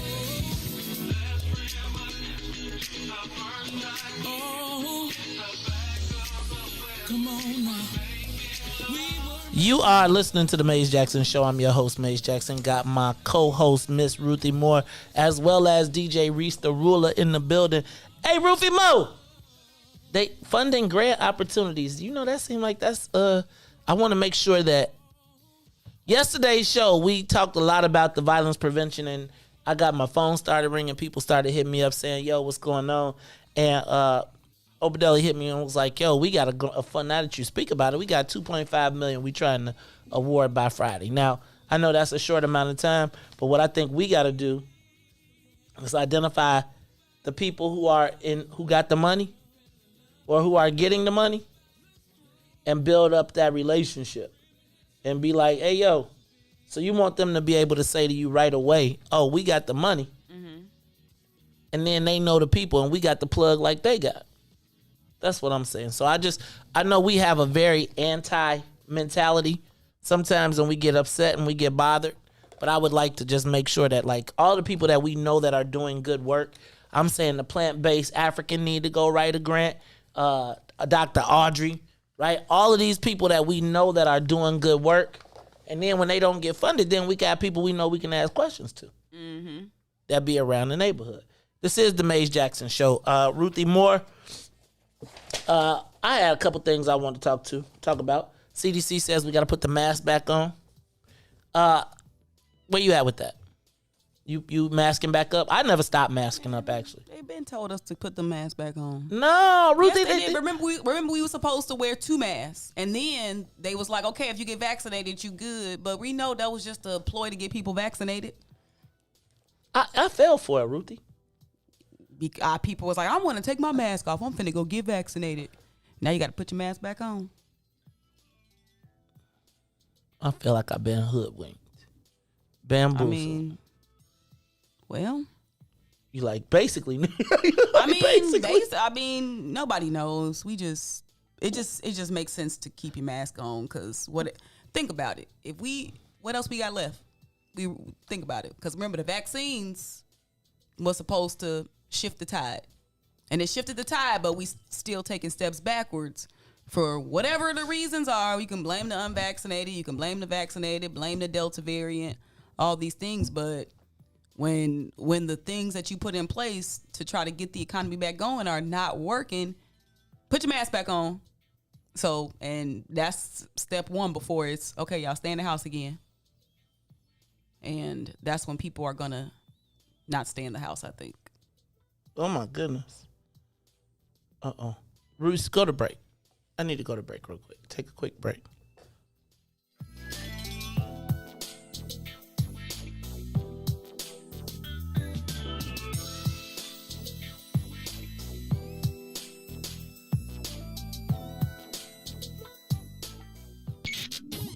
WIFTV PM. The Maze Jackson Show will be back after this break. Broken screen? Crash system? Are you in need of spyware or virus removal from your computer? Well, contact RPC Computer Repair in South Shore and let us help you with all your computer repair services and print needs. Need office or print production services, copies, scans, fax, or even notary service? Then stop by and support RPC Computer Repair and Print Shop located 1741 East 71st Street in the 71st Street corridor, newly revitalized South Shore areas, and let RPC be your one-stop shop, where we believe RPC is your PC. RPC Computer Repair is also a UPS access point where you can drop off and pick up your important packages. So let RPC be of service to you. Call RPC Computer Monday through Saturday, 8 a.m. through 6 p.m. at 773-966-4457. That's 773-966-4457. Visit RPC at rpccomputeringinc.com for more information.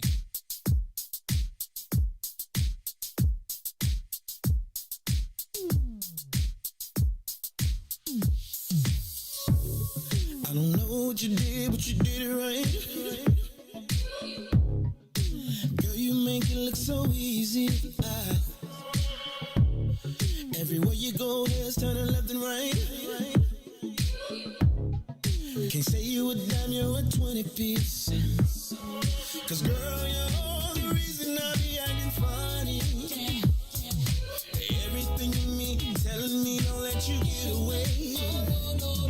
And all the guys looking like they wanna love you. Every day I'm your body, got not over my dead body. Why you gotta look so good? Why you gotta look so good? Why you gotta look so good? With your hair done, nails done, when you put that grown on. Why you gotta look so good? With your hair done, nails done, when you put that grown on, girl, why you gotta look so good? I can look and see you're not an average chick. You're shutting it down everywhere you go. Girl, I want you as bad as I want a check. Cause you're sexy from head to toe. Girl, you're the reason I be acting funny. Everything in me telling me all that you get away. And all the guys looking like they wanna love you. Every day I'm your body, got not over my dead body. Why you gotta look so good? Why you gotta look so good? Why you gotta look so good? With your hair done, nails done, when you put your grown on.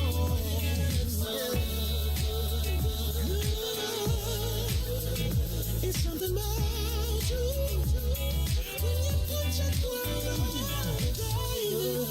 When you're waking up straight out of bed, girl, why you gotta look so good? When you're at the job just taking a break, girl, why you gotta look so good? In the club turning up, why you gotta look so good? On the dance floor giving more, why you gotta look so good? Why you gotta look so good? Why you gotta look so good? Girl, you know you be killing them when you be getting your own woman on. Why you gotta look so good? With your hair done and your nails done, when you put that grown on, girl, why you gotta look so good? Girl, why you gotta look so good? Why you gotta look so good?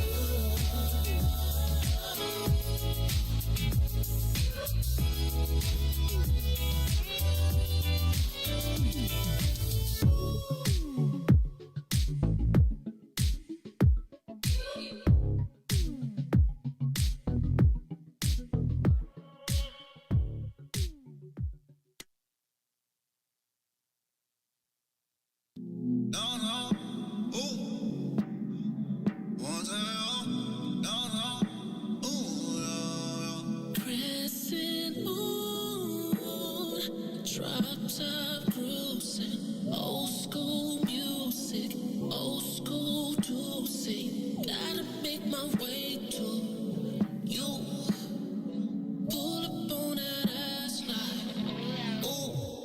take you to New York, Chicago, LA, Houston, down all over London, Paris, the A, the B, everywhere. I'll take you downtown, show you all the finer things in life. I wanna take you downtown, show you all the finer things in life. I wanna take you down. I wanna take you down. I wanna take you down. Show you all the finer things in life. I wanna take you down. Show you all the finer things in life. Lake Shore, I made sure to make sure, yeah, that my place yours, yeah. 28th floor, yeah, I had 8 thoughts, yeah, all 8 yours, yeah, cake for dessert, but I ate yours. Take you to New York, Chicago, LA, Houston, down all over London, Paris, the A, the B, everywhere. Fly all over. Your last boy couldn't get what you asked for. Your last boy didn't even have. I'm gonna take you down, downtown, girl. Show you all the finer things in life. I wanna take you down. Show you all the finer things in life. I wanna take you down. I wanna take you down. I wanna take you down. I wanna take you down. I wanna take you downtown, show you all the finer things in life. Oh, baby. I mean, I know that you're here with me and everything, but since you just left a few hours ago, I've just been going crazy. And I done come to realize one thing.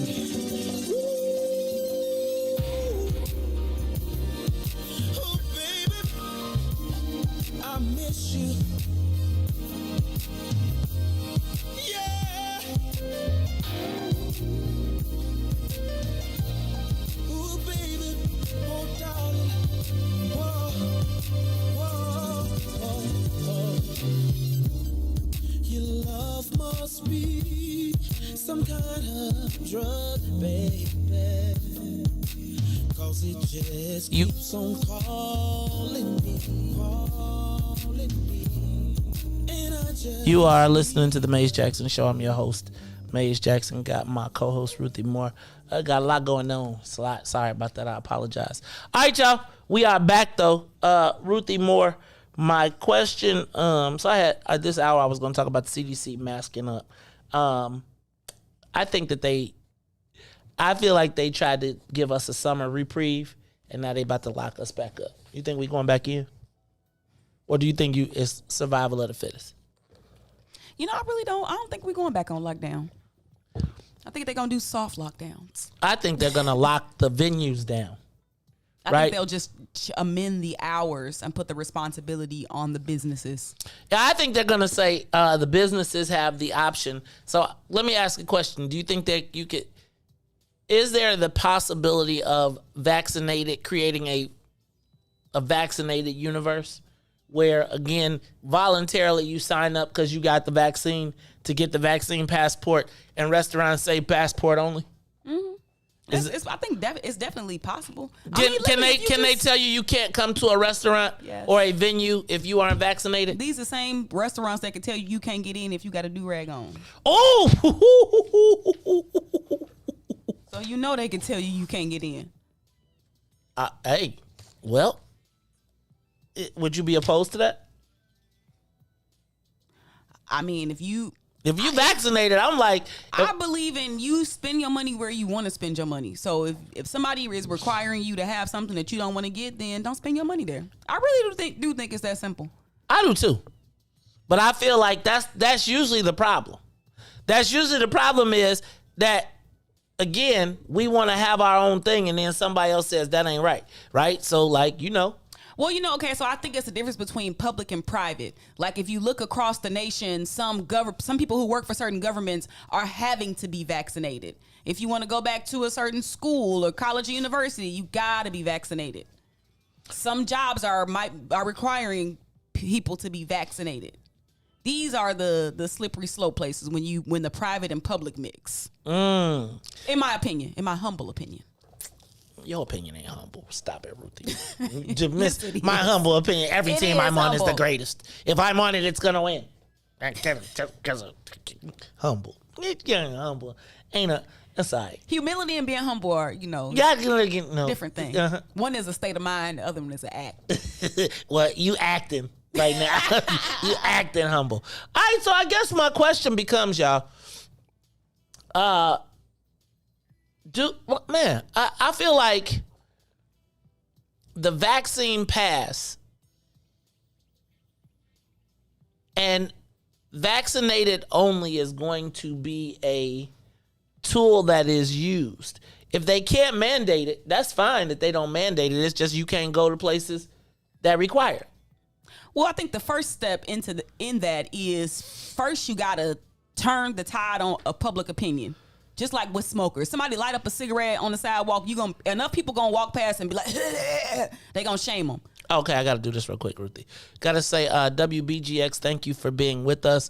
We want to encourage you to come join us on the Maze Jackson page. You can get us on Facebook, YouTube, as well as Twitch and Periscope. But we want to thank you for watching and listening to us today on WBGX 1570 AM or on the TuneIn app. You can continue this conversation with us, though, on the Maze Jackson page on Facebook, on the Maze Jackson channel, or the What's In It for the WIIFTBP channel on YouTube, as well as Twitch and Periscope. Also, don't forget, we got our evening programming tonight, so you'll get to catch Chris the Critic. Don't forget Brian Foster with In the Zone, and DJ Reese the Ruler is not coming on tonight because they done sweated out the chairs from last week, so they trying to figure out what they could do to top that. They had a professional dater, Ruthie, and she had a price list, and like there was cuddles for $20, and it went all the way to. Never thought about that level of monetization. It was kind of crazy, Ruthie. I still ain't went back to look at it because there's too many comments that I was like, ooh. I'm just saying, like, paid companionship. Is it a thing? What? Yes. Really? Like, so even with the paid companionship thing, do you be like, yo, how does this end? The money that, like she said, that like however much you pay is how much it is. You only pay to cuddle. You only cuddle. How much? Like, what did she give? Did she have a price list? I mean, she said it started about 200, something like that. So yeah, where does it end? Like hourly. Well, she said it can range. She said it all depends on the services that you want hindered upon you. So you can't get like a all-in one price for like just 3 hours. I mean, yeah, and shoot, really, just 30 minutes. Just all you can do. All you can eat for 30. All you can get for 30 minutes. All right, we're not gonna talk about that, and there will be no version of that show tonight. But you'll be back next week. I'm trying to get y'all to broadcast it live from TP. Oh yeah, we working on that right now. I'm telling you, y'all should tell them to do a broadcast it live from TP. Toy could sell her toys.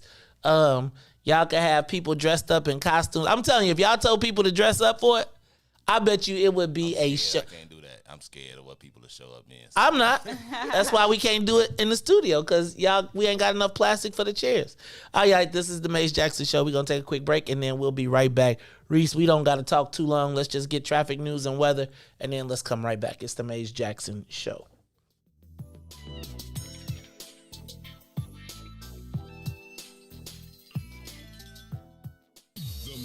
Jackson Show. We'll be back after this break. WIIFTBPM. Introducing your trusted source for high-quality Black emojis, better known as Blackmoji. We believe Black is beautiful, and that beauty should be reflected in the digital market. Now there is an app that does just that, starting with Black Greek letter organizations. Blackmoji D9 offers more than an emoji app. It is a cultural experience of Black excellence. Download the app in the Apple or Google Play Store to access a specially curated catalog of emojis representing the Divine Nine. Use the emojis to celebrate Black Greek events, acknowledge current events, support social causes, and learn about esteemed Black Greek members who blaze the trail of Black history. A portion of every subscription goes toward a scholarship fund specifically for members of Black Greek letter organizations to help keep the legacy alive. Download the Blackmoji app today.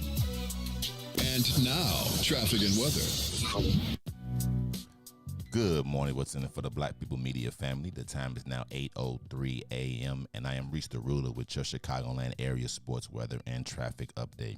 In sports, the White Sox got some get back last night as they were in action against the Kansas City Royals. Eloy Jimenez hits a 3-run blast in the 8th to lift the Sox past the Royals 5-3.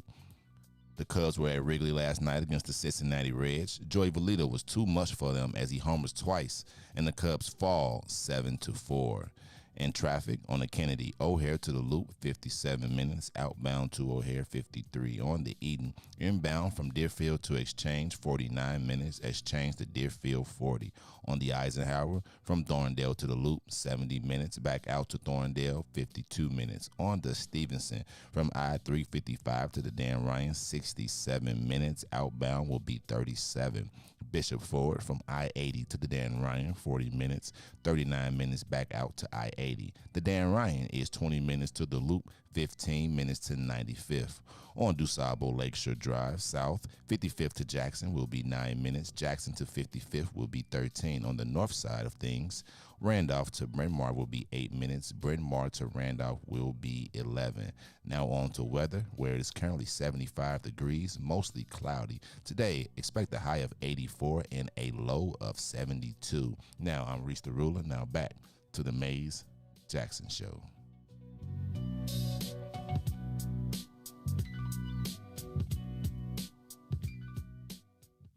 Back to the Mays Jackson Show. You are listening to the most dangerous show in the morning. This is What's in it for the Black People Radio. Mays Jackson. Mays Jackson, the most vociferous advocate for Black people in the world.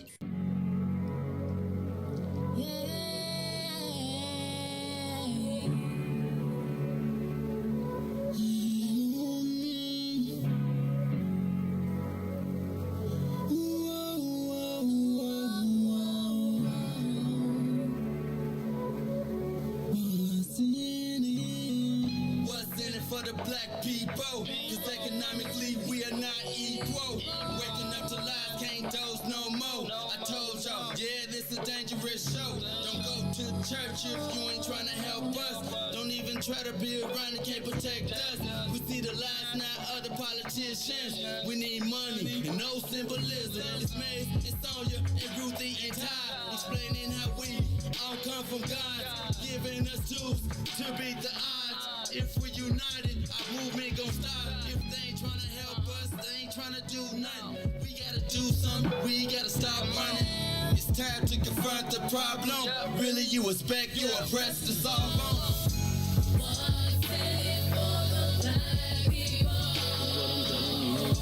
All the lies we heard before.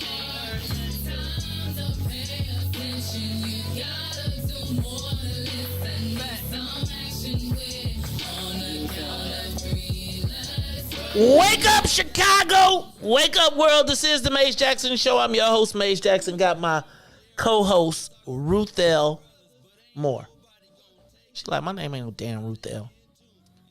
I know. You like, I'm over it. I just let you go with it. You just like, I like Ruthelle. It sounds so country. How would you spell it? Ruthel. Whoa. Ruthelle May Moore. Ruthel, come here. That sounds very just like, Ruthel, come here. What you doing? Nothing. No, people call me Ruthie Mae. They do. Because they go together. Ruthie Mae. Ruthie Mae, Ruthie Jean. Ruthie Mae Jean. Just anything. Ruthie Jean jacket. I'm going to tell you. Ruthie sheepskin. Ruthie, let me see.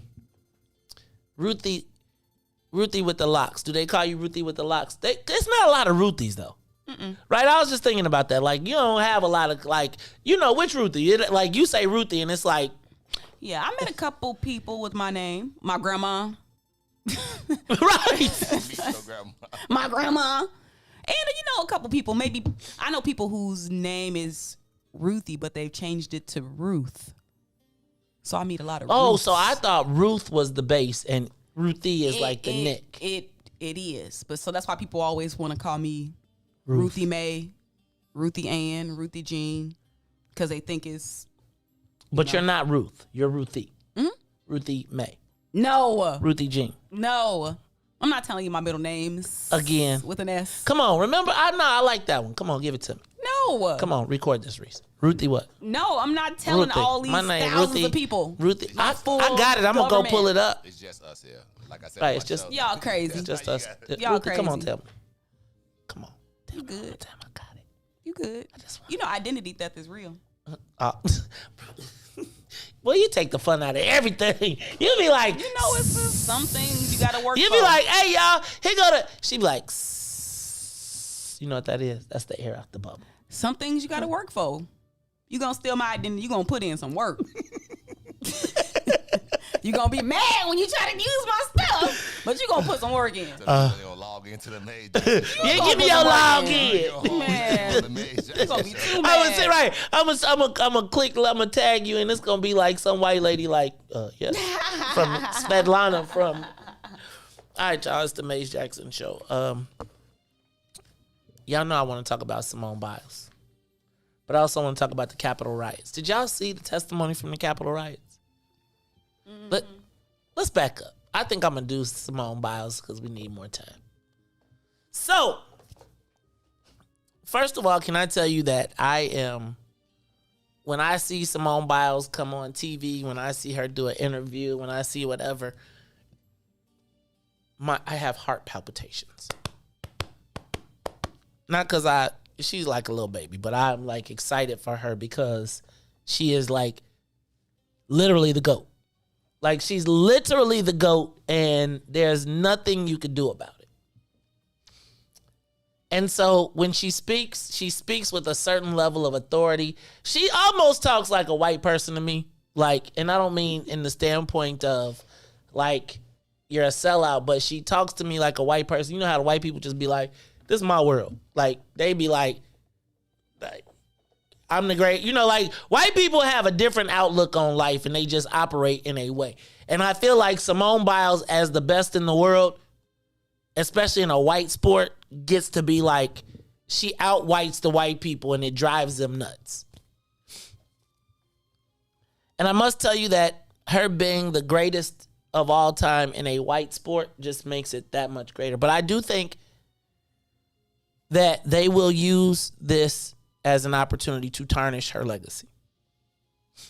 And when I say this, yesterday she initially sat out of the team. She withdrew from the Olympic team and said she didn't feel right? She was not right inside. Then, and I thought like, okay, she's going to do it and drop the pressure and then just go after all of the medals on her own. Right? Then she just dropped out of the all-around competition. Now, I think she still has the ability to prove because she still can do all the individual contests, right? But I think in a time that we live in the place that we live in right now, white America will use this as an opportunity because I feel like they've been giving her props, but they've been doing it begrudgingly, right? Like, you can't deny her, because she is the best. And it's like, so it's like I see all the white people saying, oh, go Simone. But it's like they would really rather it be Mary Lou Retton. Like another, or Allie or somebody like that. They really don't want it to be her. But then I got to thinking about how would they, well, not how would they. I got to thinking about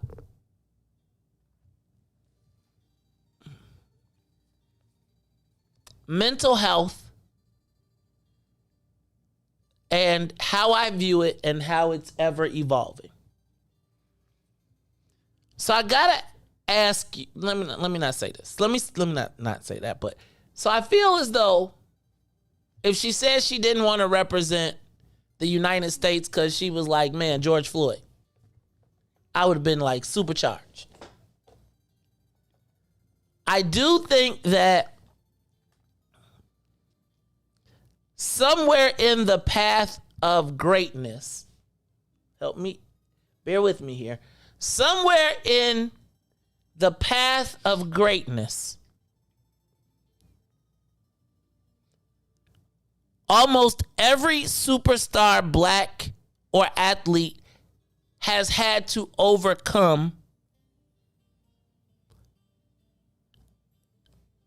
dare I say, a mental health challenge? Now, here's what I got to do. I don't want to minimize the sexual abuse. I don't want to minimize anything else. So I 100% believe she has the right to quit, sit down, whatever, however we determine it, withdraw for mental health reasons. But I do believe that part of the status of being a hero or a champion, like the ultimate, or at least in my mind, has been that you have to overcome all of the obstacles and be able to clear your mind of everything else and be solely focused on that sport or on that moment. And I feel like that is often where we talk about the greatest, like the greatest of the greatest of the greatests, period. And I think in the story of every hero, and I'm not suggesting that this is a hero, and I'm thinking about as you write this, as they write this tale 5 years down the line, will they use this? Right now, I feel like mental health is the end thing, but I also question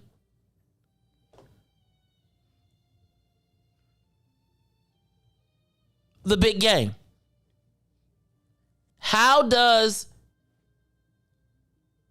Is this something that we will see regularly now? When people say it is, and I just think about like what happens if Mike says, man, game 7, F these Bulls, I'm not feeling it. It's stressful. He did and went and played baseball. No, he got sentenced away. He got sent away. But I'm with you, and I'm not debating that. And I think he came back, and maybe she'll come back. I'm just curious. I'm just curious as to the whole situation. Like, I think about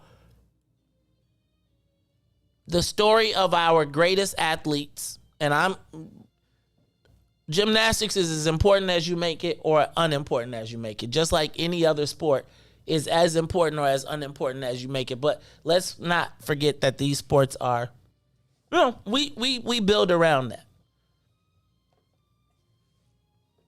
So I just am curious to your thoughts, to the thoughts of us, like, Maze. Go. I think what we are seeing is a classic case of I don't need the white man's trinkets. Okay, I can honor that. And mental health is the most important thing, in my opinion. Mental health is the most important thing, and I hope that more common people who are not athletes who look up to them can also start to take their mental health as seriously as they see these athletes taking it. Because if you are willing to pull out of the gold standard, pun intended, Olympics, then that means that it's okay for you to call off work. That means it's okay for you to not attend this event because you ain't feeling it. It's okay for you to cut people off if they're not good for your mental health. So I hope it has a trickle-down effect, and it just makes mental health more acceptable to talk about, but also to take action to protect your mental health. I hear you. I think that they don't need them Olympics. They out here getting money. Most of the time, people went to the Olympics because you want to raise your profile. They don't need that. So my question is, I would say this. I would say that Simone Biles is in a unique position that most common people are not. Right? I think the average person has to psych themselves up mentally to get through the day to make it happen. I don't know that everybody else has distinguished themselves as the greatest. And I'm curious to know how this plays out. I'm not debating that she don't have the right to do it, and I think it's a sport. I do think about all of the black people that work, grind, that don't have the option to say, I got to take a mental health break. But you do, though. No, you really don't. Yes, you do. You can take it in a different way. This is her form of taking a mental health break. How do you take it in a different way? You might do some yoga. You might take your 15-minute break to go take a walk that you get at work. You might decide to turn off your social media. There are ways to prioritize mental health. It's just levels to it. And I think with the Simone Biles or Osaka, like, they are at the places where most of the time we don't prioritize mental health because we be out here grinding for money. When you don't have to worry about grinding for money, you can then maybe prioritize your mental health. So that's what you're talking about when you're saying some people can't take a break because you out here grinding for capital, likely. But if you got the capital, then can you prioritize your mental health? Okay. I'm with you on that. I don't know if it's the Olympics, though. So, like, what if it was a different sport? Like what? What if it was basketball? Like, let's take that out. I think, Ruthie, I think you're in a great spot. I am curious as to how this plays out. Think about the dude from the Spurs, the one who didn't play with the braids when they Kawhi. That was him prioritizing his mental health. People do it in different forms. Okay, I don't know. I hear you. I guess so. Should we expect going forward? Like, do we think that? Yes, we should. This is another way to protest against the system. And that's really kind of how I see it. They're protesting against the system. I never thought of it that way. So I guess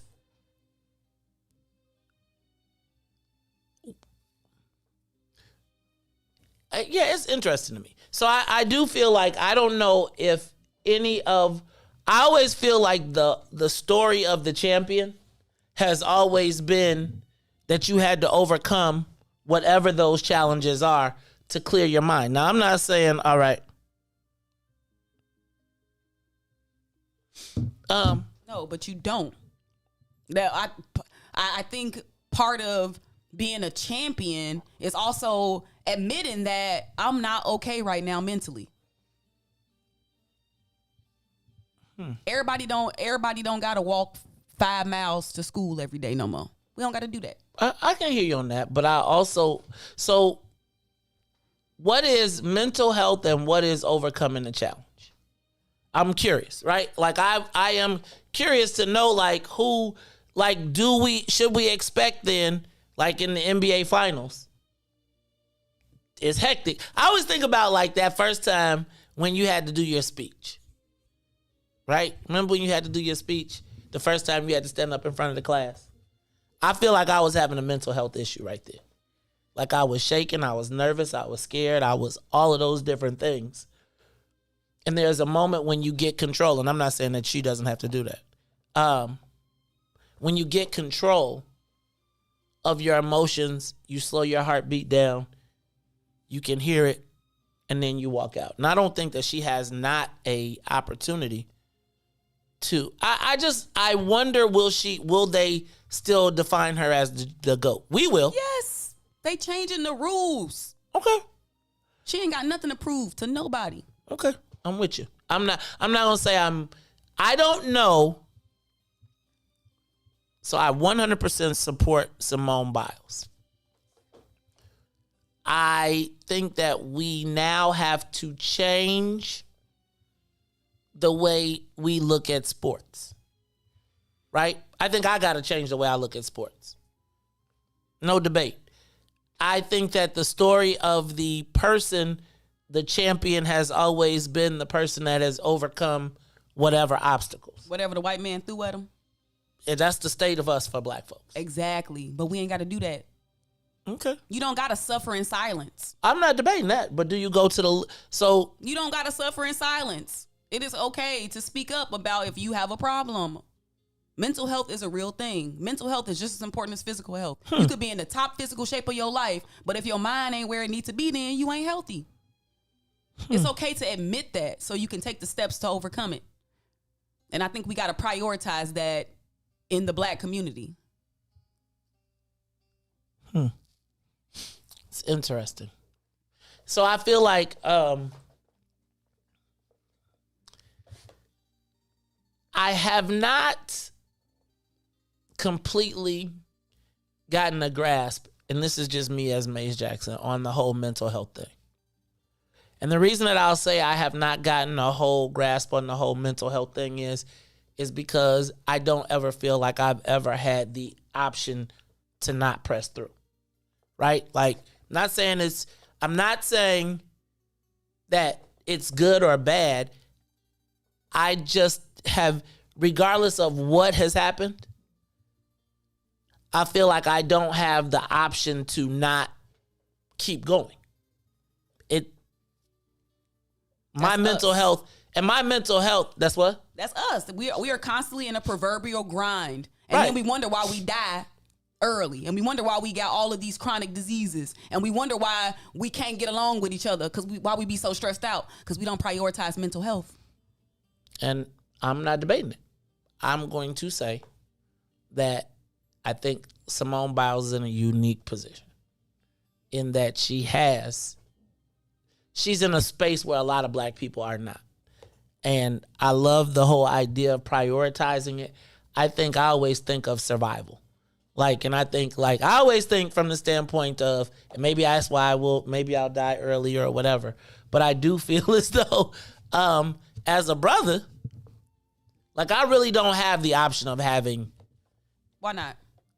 Why not? Mm-hmm. Because really, no one really, no. Why not? Because who really cares? Really, who cares what happens to the black dude, right? Joe Dog, you got to do what you got to do. You got to turn it out. It's not just about black men. It's about black women. I know you done heard of the strong black woman. No, you done heard about. No, you've heard that phrase all put together. It's the same.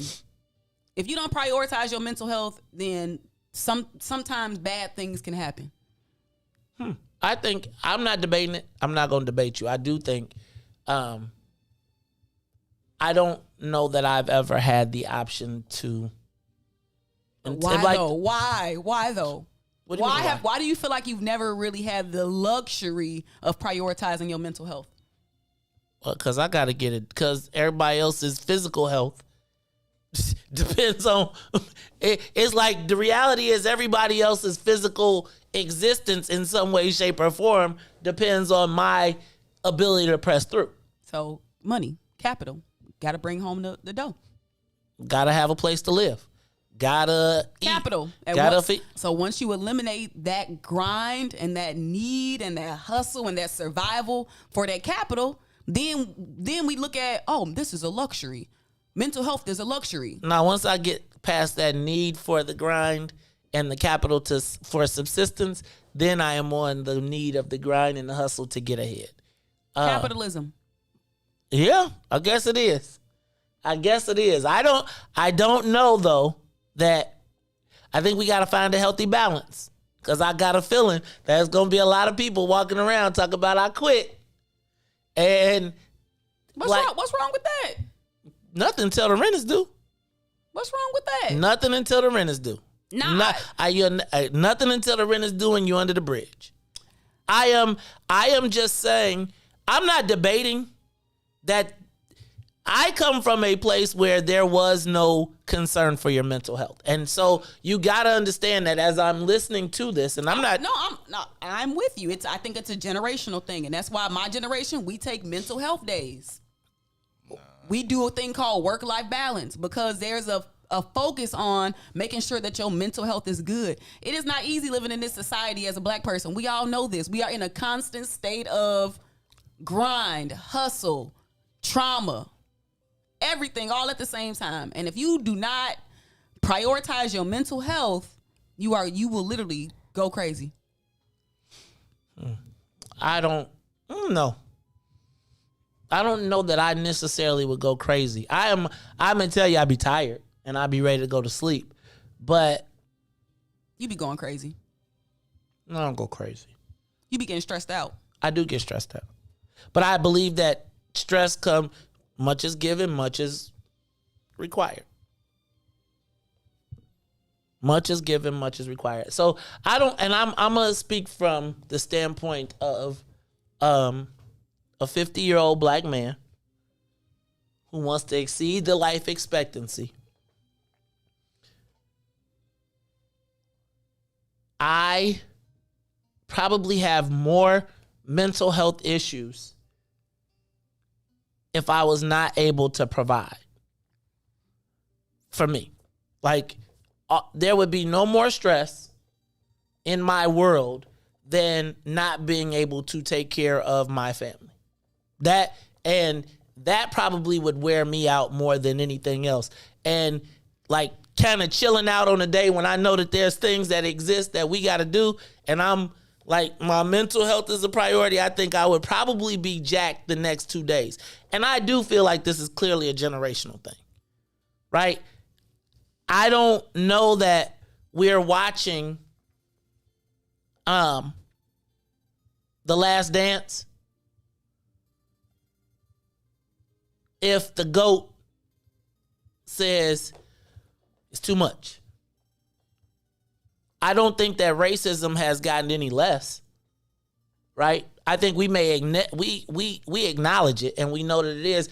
I just feel like racism is like a given for me, right? So it's like if I gotta stop for racism, then I'm gonna be stopping all the time, right? If I can't, and I have to gear my mind in a space that says that I'm not going to allow racism, the stress of racism, the thoughts of all of these videos and everything that I'm seeing. And I almost feel like seeing all of this stuff just compounds this thing.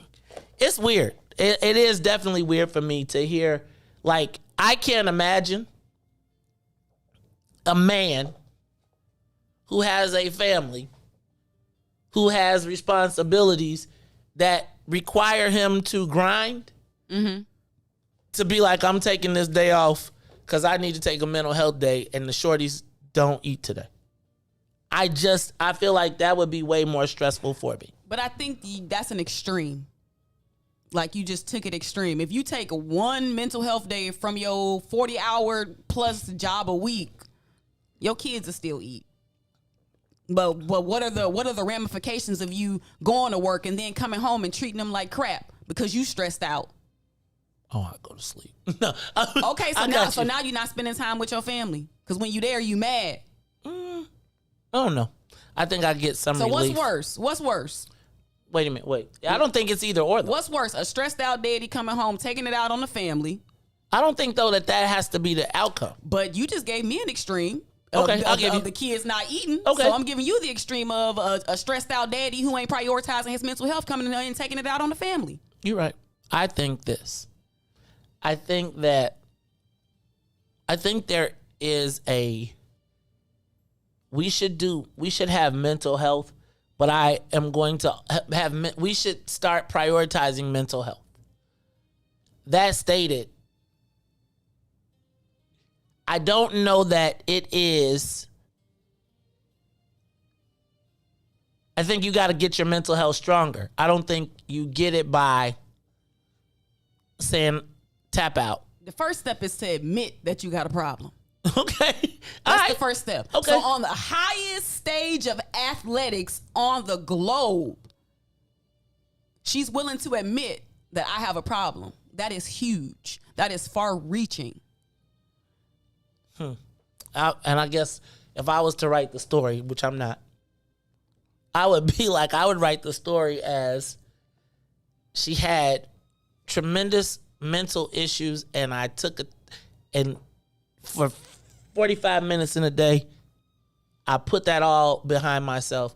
I always think of the artist that says that all of the terrible things that were happening, I lose myself on the stage. I would tell you that for all of the times that things have been not the best, when I get into the place, and I guess, again, I'm buying into the whole narrative of, like when people get into places, they have it's their space. It's the one place where when Prince came on stage, he was able to ignore all of the things that happened, right? When I come in here, like no matter what's happening, I almost feel like I can put it on pause until I'm done. I walk out of that door. And so and again, I think that we are rewriting the narrative of the superstar athlete. But can you put it on pause, or do you do it out of necessity? No, I don't. I put it on pause. I mean, I feel like one of the biggest cathartic moments I have every day is in this space. I feel like there is probably no place where I feel more in my element, where all of the troubles of the world mean less to me than probably when I'm sitting in front of the mic. And don't let me get on the roll, right? So I think that, again, this is much different. And even listening to you, and I'm listening to you, I guess my pushback is that this is like the world is changing in front of me, and I feel like you just get to be a first-hand experience, or me being able to talk about it, because I just don't know. And yes, black men have died from stress forever, and I didn't know that we had a past yet. I didn't. And I don't know that even with the acknowledgement of it, I almost feel like the moment I let my guard down to say, okay, I am taking this mental health break, it means that my force field came down, and now I got equate it with weakness. No, I don't necessarily equate it with weakness.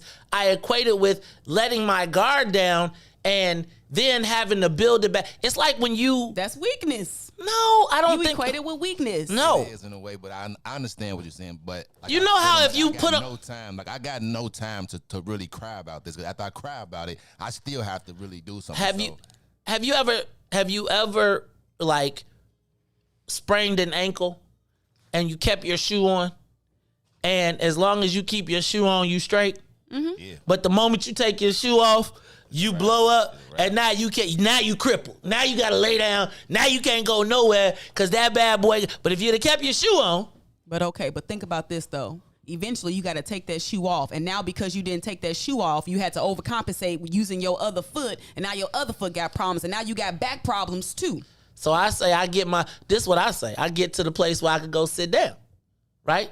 I'm just not taking it off till I get to my space. But and my space is at 5 o'clock when I sit in my chair with my cousin. But that is you prioritizing your mental health in a different way.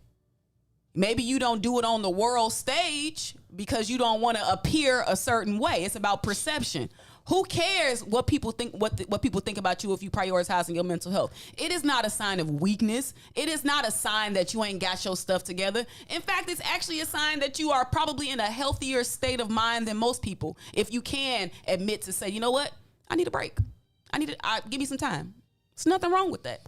I can give you that, but you can't do it at the Olympics, right? Like, I'm just saying. Okay, so this is me. This is me. I'm cool with all of this. 100%. 100%. Because, if you ain't got it together and you feeling some kind of way, real talk, we out here trying to win a championship, right? And I love you and you prioritize and you got all of that, but we are somewhere in this joint a team. And I got gymnastics is individual, but they got a team thing going. So for me, if you feeling iffy, and you the anchor, like, cuz, sit it out now.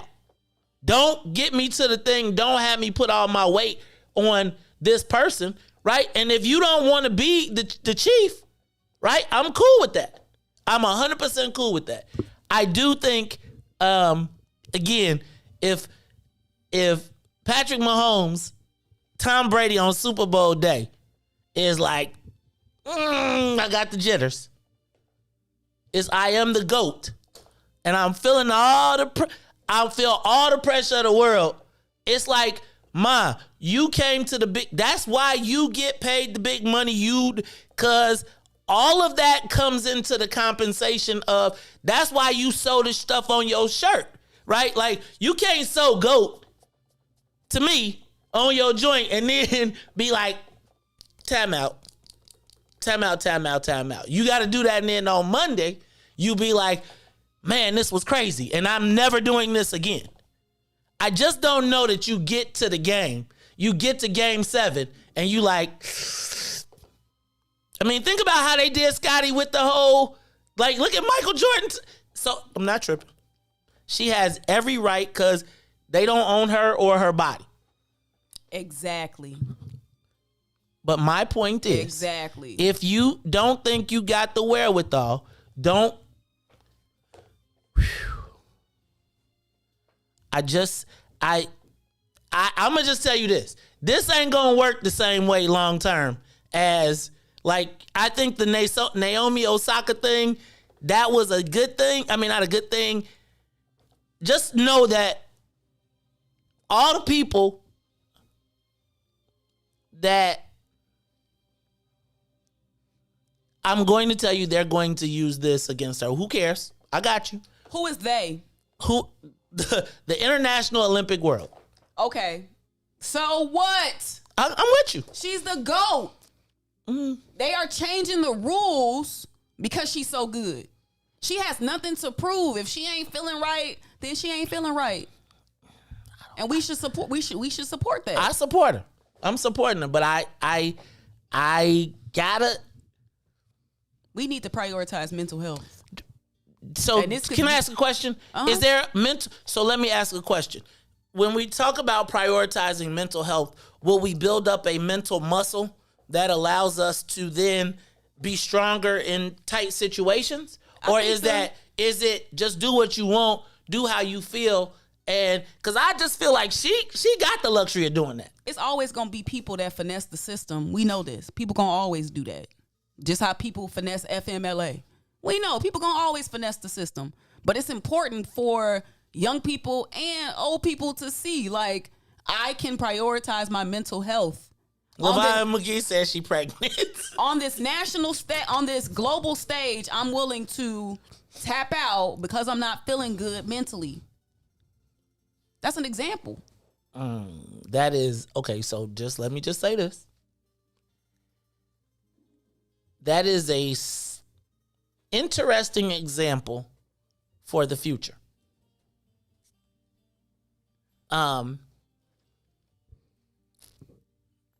Perhaps, as part of the training going forward, mental health should be part of it. There should be mental health assessments all throughout the process. She go to therapy. She talked about that. She attends therapy regularly. No, I'm not debating it. For me, if I'm a teammate, I got you. I'm with you. I do wish that maybe y'all would have came to this conclusion earlier. But what can I say?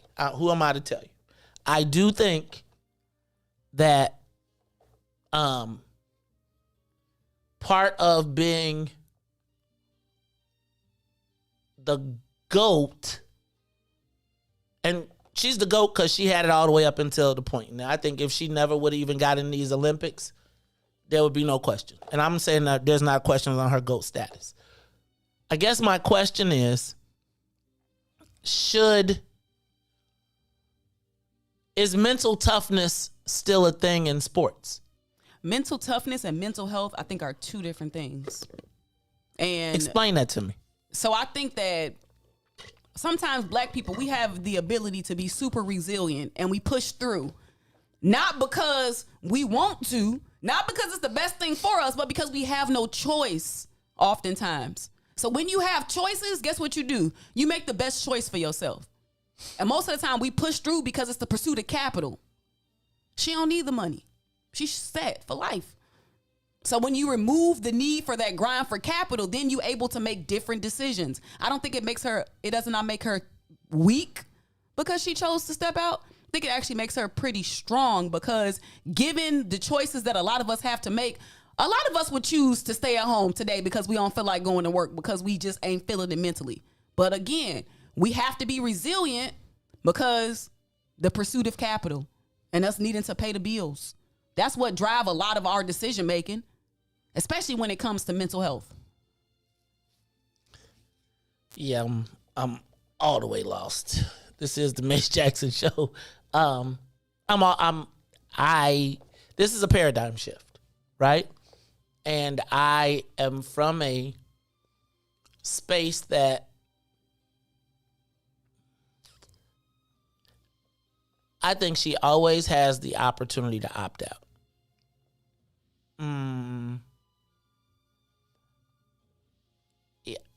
I don't know. What about Kawhi? You like the NBA? I was like, wait a minute. You wanted him to start back playing when he didn't feel like he was ready? That was meant to me. That was mental health. I feel like this is how I feel. If you can play physically, then you play. If I'm paying you for it. See, there again. There go that word: capital, money, pay. No. You can't have them both, though. You can't say, I want all of the.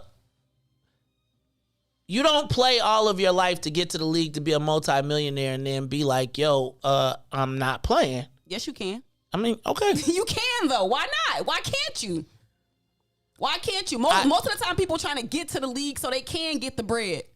Once you get the bread, you make different choices. You make different decisions. Just like LeBron said, I'm taking my talents to South Beach.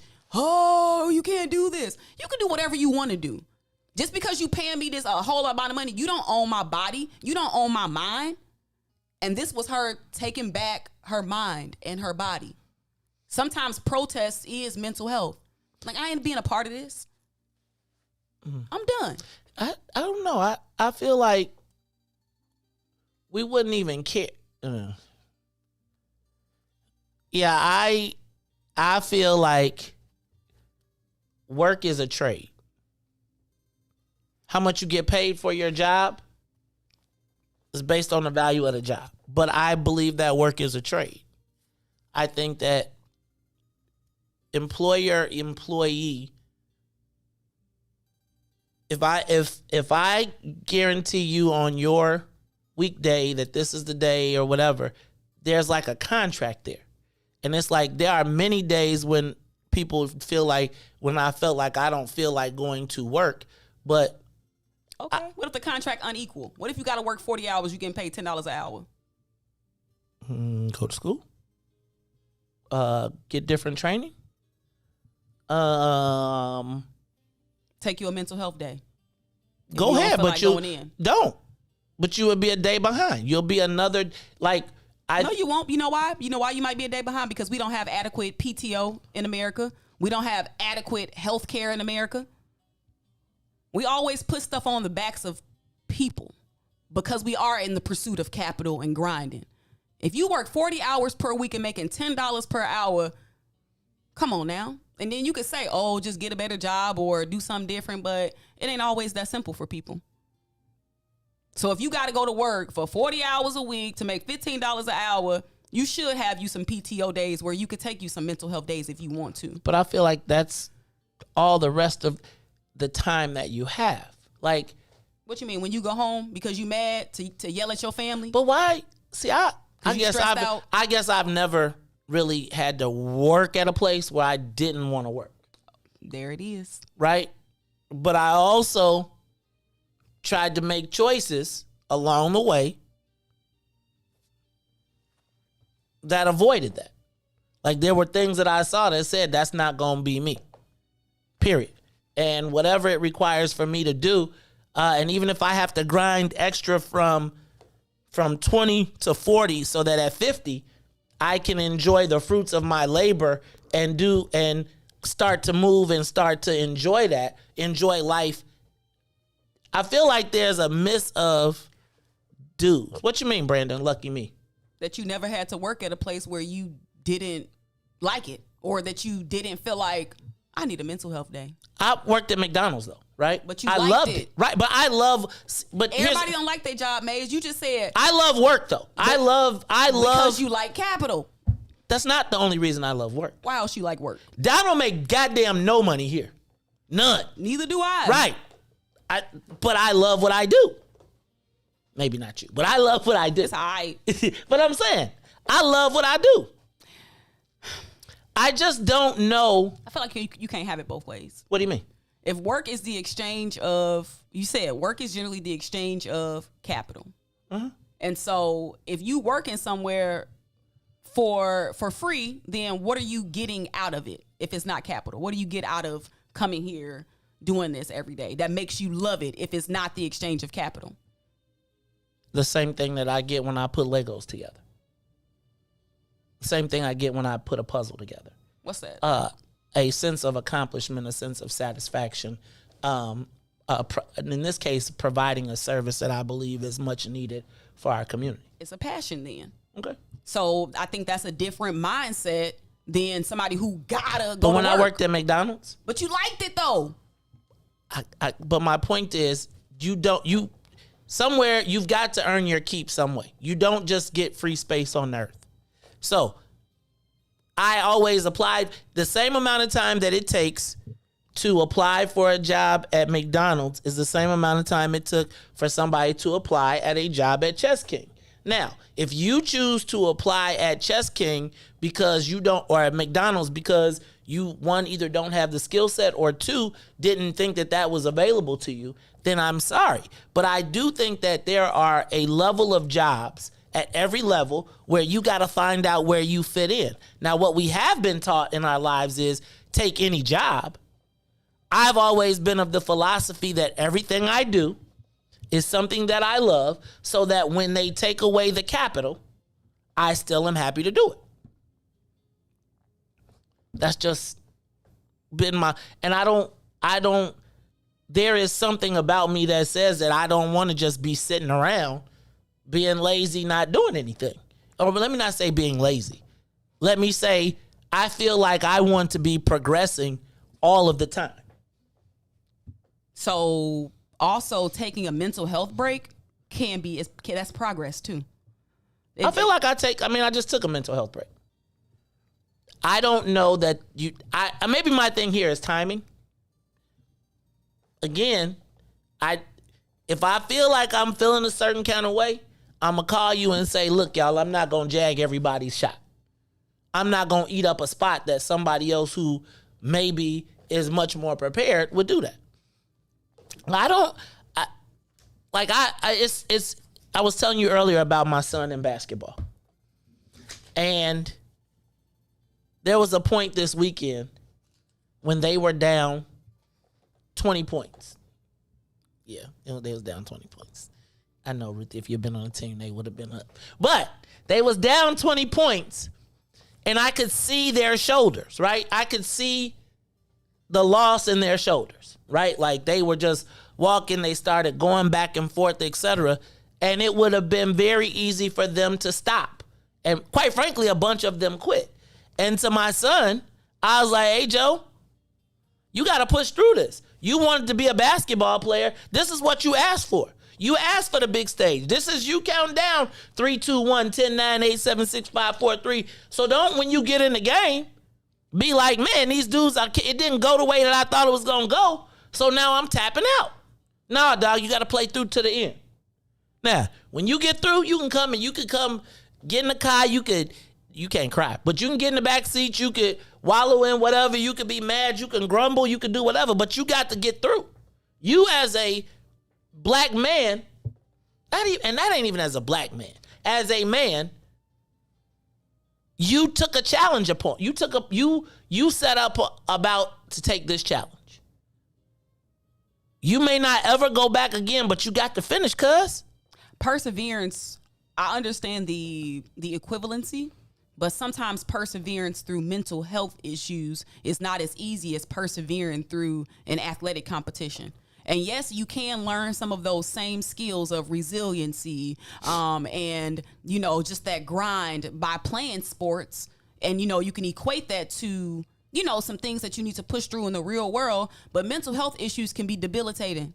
Like, it's not always about sports. Mental health issues are mental health issues. And I just don't think that, I get what you're saying about being a champion and being a GOAT and all of this. But no, if you need a break, take a break. There's strength in admitting that I need a break. And I get what you're saying about, well, you on the team and you're quitting on the team and da-da-da-da-da. Hey, Ruthie. Kankakee 3. Y'all in the y'all going to downstate in the 1As. Mm-hmm. Right? Everybody's like, Ruthie, we need you to save us. Ruthie. Pressure's on. Mm-hmm. Like my daddy said, sometimes you could be a champ or you could be a chump.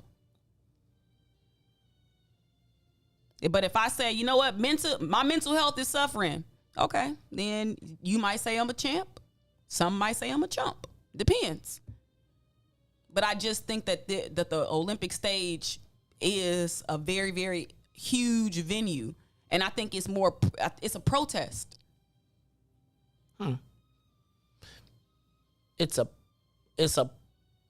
mental health protest? It's a protest against a system in which she ain't going. Okay, so what is she not going for, though? Just tell me that's the part I'm like. So I'm not inside of her mind, but what she's not going for is that strong black woman myth. How about just bomb ass gymnast myth? That she has she said, feel like I got the weight of the world on my shoulders. She has nothing to prove. I guess she already the GOAT. Ruthie, they got moves named after her. Ruthie, I'm with you on that. So if she don't flip another day, she good. So, at the point in which I guess you can't. This is me. I'm not tripping. Yes, I am. I just don't think you sew the GOAT on your joint. And it's like, I'm just not used to. She been there, done that. She ain't got nothing to prove. You know how you said that I don't have nothing to prove to nobody no more. Mm-hmm. Okay, you the Simone Biles of this. Don't be naming me after no girl. And I don't. Yeah, I said I don't have anything else to prove to anybody else but myself, and that's why I'm competing now with myself. Right? Okay, that she is too. Yeah, I don't know. She competing with herself. I just think that it's like you in the game, you talking smack, and then you be like, I quit. You in the game, Ruthie. You crossing mugs over. You like, I beat you and your mama. One hand tied behind my back. I am the greatest. Time out. I quit. I mean, I'm a team player, so I don't seek to ever hurt my team. So it's just different strokes for different folks. Like, if you put more of a priority on team, then maybe she would have been like, okay, let me just do these flips. But she chose to put a priority on her own mental health. Okay. I'm not mad at that. I'm not either. I'm not mad at it. I'm just not necessarily advising that would probably not be the same advice I would share personally. Mm-hmm. I think we know that there are mental challenges just like there are physical challenges. I would tell you that mental challenges and mental health challenges to me are different things. So you saying she's like mental health can be a debilitating thing. Depression, that's real. Some people can't even get out of the bed in the morning. What you mean they can't get out the bed? How can you not get out the bed? Depression is a real thing. And so the floor is cold or something. A mental challenge is, do I remember each of my flips I got to do? A mental health challenge is I don't want to do any of this right now. I don't even want to take a shower. I don't want to do any of these things. Mental health challenges are real. Like so that's why I never seek to minimize people's mental health. So I ain't gonna minimize it. I guess I just I wish that's why we got to start. We always talk to just push through. That's what they tell us. Push through. No, I'm not about to go in. I'm not going to work today. I don't feel like it. I don't feel like it. I don't want to sit in these meetings with y'all today. I don't want to sit here and have to banter and ask you how your day was. They just had a knee on George Floyd's neck. Do you think I want to come in here and talk to you today? No. That's making a conscious decision of taking a mental health day. Now, yes, there is luxury associated with being able to take a mental health day because you likely got to have the PTO, you got to have the time, blah, blah, blah, blah, blah. But mental health should not be a luxury. And that's the problem, is that mental health is a luxury, but it shouldn't be. I'm just telling y'all,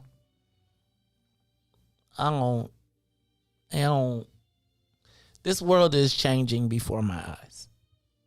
It's nothing that I can, it's like I don't really want to argue with you on your point because I feel like you have a legitimate point. I don't know that I've ever felt that I've ever had that luxury, bad or good. And it is probably a symptom of being a black man. Maze, black women have the same thing. I'm not debating. I'm speaking for me right now. So black women, clearly the whole genesis of this conversation was a black woman, right? So I don't want to minimize that at all. And when I speak black people, I don't think we've ever had the luxury of really taking in the full effects of racism on us, right? Because the moment that I feel like every time if I was to stop and take it all in, it's like taking that shoe off, right? And I usually, when I used to have my gout issues, and I knew that if I could get my shoe on in the morning, I could make it through the day. And maybe I had to overcompensate with that other foot. No, I just said, Ruthie, don't close that door. And I'm taking the elevator. But I'm not debating that I had to do all of those things. But what I would say is, I don't know now. Heck, I lost my whole thing. I do feel like I'm not exactly sure how to operate today sometimes. It's like, I don't know where the value lies. Like, it ain't in working yourself to death. See, again, and I gotta be honest with you. I've never seen myself as working myself to death. I've always seen myself as working towards the goals that I have. That's what we all say.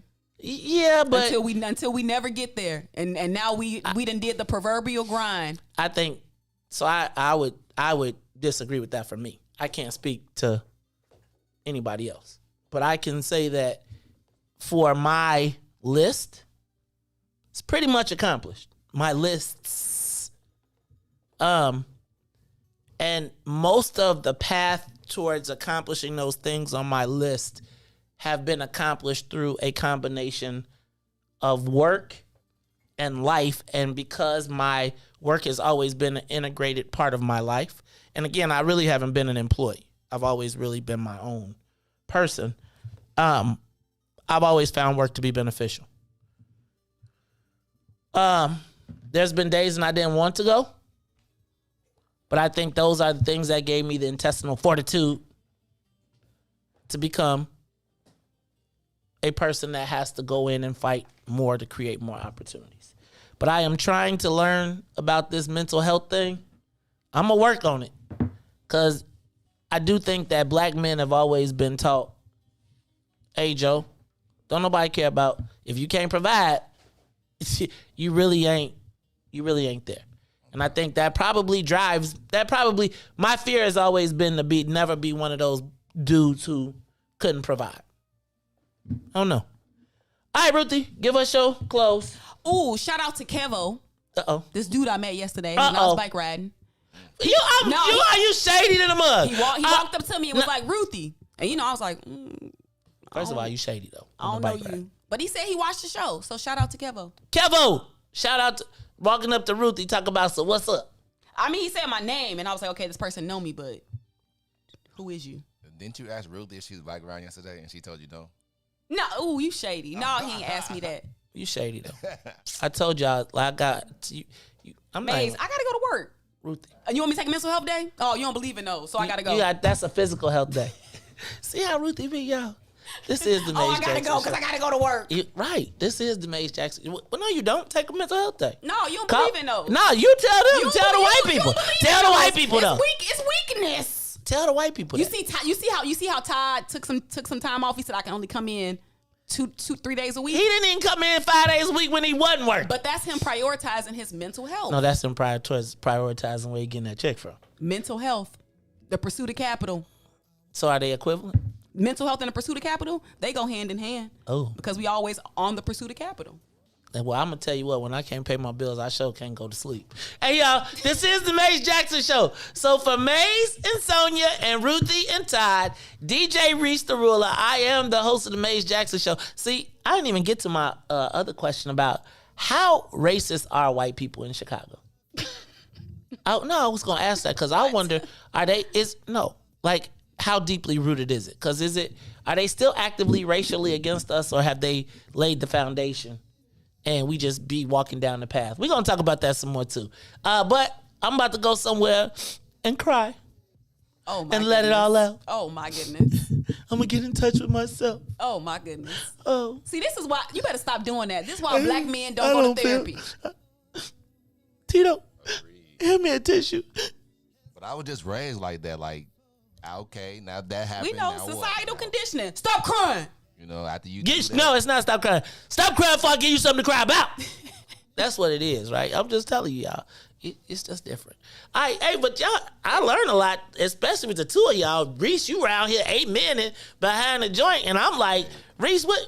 Reese got a deep voice to be. You be crying, Reese? You cry, Reese? You can't even do that no more. It's different. When they say something to me, I be like, that's soft to me. And my goodness. Oh my God. Somebody just texted me and said, Ruthie is so right, but our generation is soft as hell. And that's all I gotta say.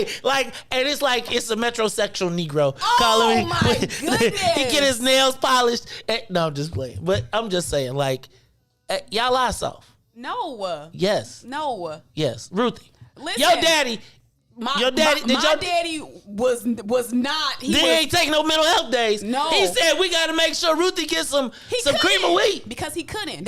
But let me tell you something. That's why I feel good about being able to take mental health days, because it's people before me that had to grind and work that couldn't, and my daddy did that. My daddy, I love when black girls be like, my take daddy. a mental health day. So let me ask you doing all this so you can grind for your kids and your family, so that if they need to take a mental health day, they are in a position where they don't have to go work at that job when they not mentally feeling it. But when they call me and be like, Dad, I don't want to go to work today, I'm like, did you think this grass gonna cut itself? So anyway, Ruthie, was your daddy? Right. No, you're not.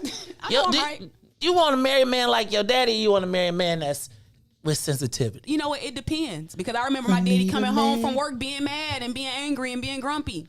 And then he took you fishing. But he was still mad and angry and grumpy. He was going to be that regardless. No, he wouldn't have been if he ain't had to go in and deal with the white man trying to tell him what to do. Right. When he Y'all was his brightness, though. Well, come home and be nice. Don't take out the stress of the world on your family. Prioritize your mental health. Don't take it out on your people. That's the problem. Y'all be wanting to take it out on people around y'all. Why ain't these dishes washed? Because you ain't got no damn shoes on. Why these dishes ain't washed? I've been at work all day, and you been in there doing nothing, and you ain't washed the dishes. You ain't washed the dishes? That ain't the white man. That's you ain't washed the dishes. Y'all somebody's daddies. I can tell. Look, man. Wash them dishes. You got one job. You have 3. You ain't paying no rent in here. Oh, my God. Right. You have 3 jobs in this month. I gotta go to work. Well, we gonna get you a mental health day in there somewhere. Oh, here you go. We gonna make sure you get some Actually, mental no. health. Look, in the pursuit of capital, if you just pay me for doing this, then I won't have to leave here and go to work. Hey, listen to y'all. Did y'all hear that? Ruthie said if we could pay. Hey, y'all. So everybody out here talking smack. Go ahead. Let's get Ruthie a salary about this. Let's earn our keep. Y'all ready? Because, yeah, then it would be great if we could all make some money. Maybe we should make it subscription-based, Ruthie. You think if we made it subscription-based, people would still subscribe, and then we could just split it monthly, and then we could all have a salary? Agreed. All right, y'all. It's the Mace Jackson Show. So for Amazing, Sonia, Ruthie, and Todd, I am the host. Oh, and DJ Reese the Ruler. I get a benefits package, though, with mental health days, though, right? No. Nah, if we pay you a salary, let me tell you, if I pay you a salary, ain't no mental health days. Gosh. Look, next thing you'll be talking about some FMLA. This the problem. Soon as they get the job, then they be talking about, I got FMLA, my back, my neck, and then they be pimping you, and then they be like, I need a transit reimbursement. See this? So you need to apply for the grant. You need to go apply for the Activist grant. Look, y'all, hey, maybe we could apply for the Activist grant and get you a salary. Hey, y'all, this is the Mace Jackson Show. So, for Amazing Sonia, Ruthie, and Todd, DJ Reese the Ruler, I am your host, asking every single day, what's in it for the black people? Mental health days? And if you don't like it, you can still tell them. Mace said, we out of here.